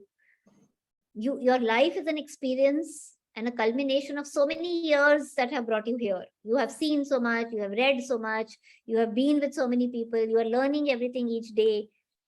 And each of these may give a goal to you. So write long means put all your thoughts, as much detail. Yes, absolutely, Mohammed. Write long, absolutely, Denise. So when you write all those things, there could be 10 things, there could be 100 things, there could be 1,000 things. Write as many things. Then go through each one. So if I have written that, yes, I want to do something for my community. If I have written, yes, I want to contribute to making my product better. I feel that this pencil my company is manufacturing is not good. I feel that this can become a better product. So just write down all the areas. Then revise. Then you will cut down. If you have come up with 100 points, you will be able to cut down the ones that are not your core value, your core purpose, and the ones which you can tailor. So tailor here means put it into a shape. Yes. Yes. So Munira, you're right. Completing your studies, obtaining a master's degree. Oh, very nice. I like all your visionary thoughts. So put them down. Put them down. And I hope I meet you when you become a high ranking position. Remember us when you achieve that high ranking position. So that helps. So specify that, then revise it, then tailor it, give it some shape, proofread it, and then this is a loop, right? You will have to go through cycles. It is not something which is as easy as saying that I want to read this book. That's a simple goal to have, okay? That also sometimes can become difficult with the time management that we have in our lives, that we don't finish a book that we have picked up for reading, but finishing a book is still one of the simpler goals. Writing an exam was also, at that point when we were writing exams, it seemed a burden. If you look back, that seems to be the easier goal. It is now that we are in professional lives that we need to think, we need to write long, we need to revise, tailor, proofread. You know, in school it was all nice, we knew, this class, this exam. Okay, next exam, next exam, next exam. When we come to this stage of our lives, this is when we know we have to make the next step and do what we have to do, right? All clear? This understanding will then lead you to this vision template. And this is what you need to work on for the next 10 days in your handbook. This is just a brief indication of the template, which should contain 4. So who do you want to impact? What is it that matters to them? What you imagine as the future for the person, for the people, for yourself whom you want to impact, so that they benefit. The benefit has to be very clear. If there's no benefit, there is no purpose, there is no goal, there is no vision. If the things are same as they were before, if there's no benefit, there's nothing visionary about it. It's a general routine task. And to do all this, which strength of yours, which mindset of yours, which core value of yours you are going to be using?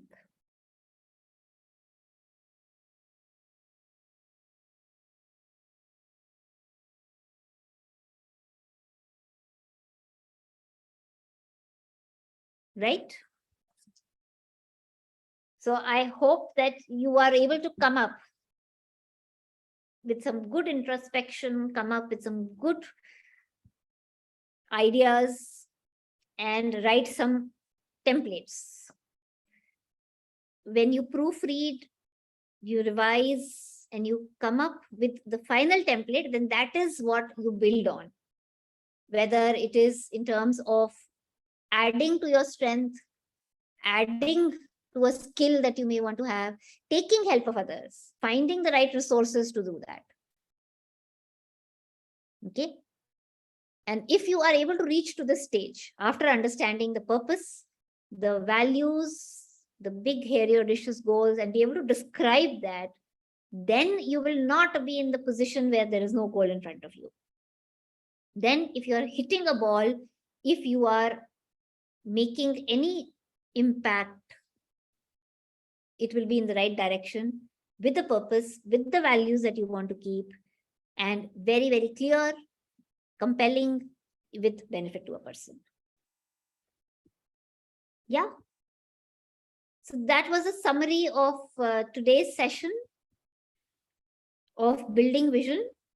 Let's spend some time of understanding what is it that each of you are taking out as the one. If I ask you to specify or let us know one thing that sticks with you out of this session, that you will take with you, that you think you will apply in your life, what is that one thing?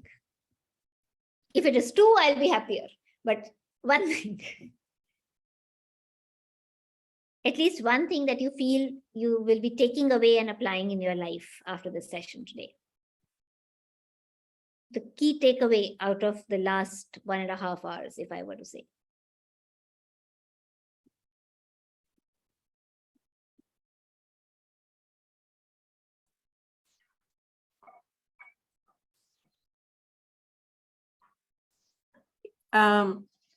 No one is saying, so let me say something.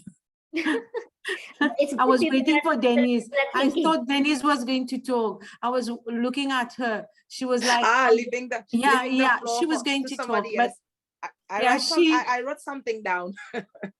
Yes, and I like what you I haven't written it. I'm just going to say what I think of. Know your values, to be able to set your purpose so that you make a difference and you can achieve your visions. Yes, have an impact, absolutely, as Arla says, and holistic approach. Yes. Yes. Yeah. I agree. I completely agree. Absolutely. Thank you. Denise will say she's going to read what she's she's just. Please carry on. Well, for me, I just put the concept of holistic approach, and once you have this holistic approach, all will combine, and eventually you will have that vision laid out, clear, specific, and simple. Yes. And as Yash says, constant determination is also very, very important. Yes. May I add something, Bhavna? Yes, yes, please, Babita. We should constantly revise ourselves. Yes, absolutely. So when you are, and that is the purpose of these sessions also, because we keep learning from each other. When we share, we understand from each other also. So absolutely. And these are some pointers which we have identified as a summary. Think while you're thinking of the future that you would like to see, while you're thinking of the vision that you would like to see, think about what is stopping you. What is a roadblock?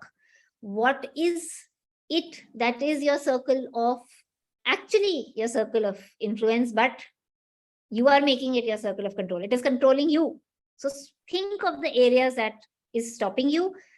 Many of the areas that we think are stopping us, we can overcome. So what stops you from envisioning? Think about that. Think about the values that you would like to embody. Think about where you would like to see. Yes, I hope all of you get high ranking positions, managers, and we all love to see you in that roles. Love to meet you a few years down the line when you have achieved your future state, when you feel proud and fulfilled from where you are today, while making the goals that are going to be big, hairy, audacious, and very clear, compelling, out of your comfort zone. So wonderful. Any closing thoughts from anybody?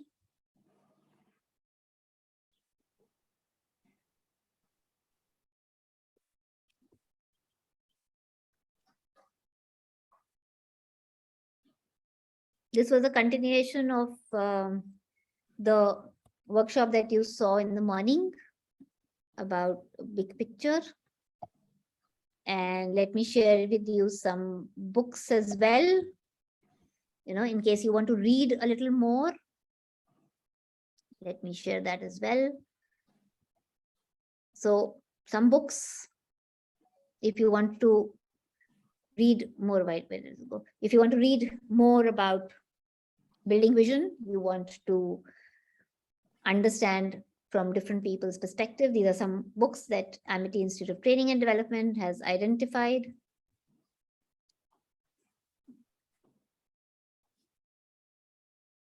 Yes, Denise, continue to be bold, continue to be confident, continue to be smiling. I enjoyed interacting with all of you today. I will be happier. I hope and I feel that I could make some impact. I hope that you continue to remain smiling, remain positive, remain bold, and you find the vision path with the effort that will help you to make an impact in somebody's life. From my side, if I was able to make even a little bit of impact, you have made my day. Thank you so much, and God bless each one of you. Over to you, Tanvi. Thank you, Bhavna. Thank you for the wonderful session. Thank you so much, Dr. Bhavna, and I'm sure you have had an impact on our participants. And thank you so much for taking them through to a vision template. And with this, we come to the end of day 2. Today we have learned 2 sessions under the element of direction, which is thinking big picture and building vision. And I'm sure that you guys are taking away a lot of insights from these 2 sessions. Tomorrow we will be moving through this journey, and we will be introspecting a little bit about self, which is, I think, the most difficult part. So we will be having 2 sessions. The first one will be on understanding self, and the second is about building trust. I'm sure both of them are going to be very interesting for all of you. I am sharing the feedback link for today with you in the chat. The same shall be shared with you on your WhatsApp group as well. Your feedback is really valuable to us, and we keep on trying to improve based on that. So thank you so much. Shubh Ratri from our side in India, and I think good afternoon, good night from wherever you are in the world. We meet again tomorrow. Thank you.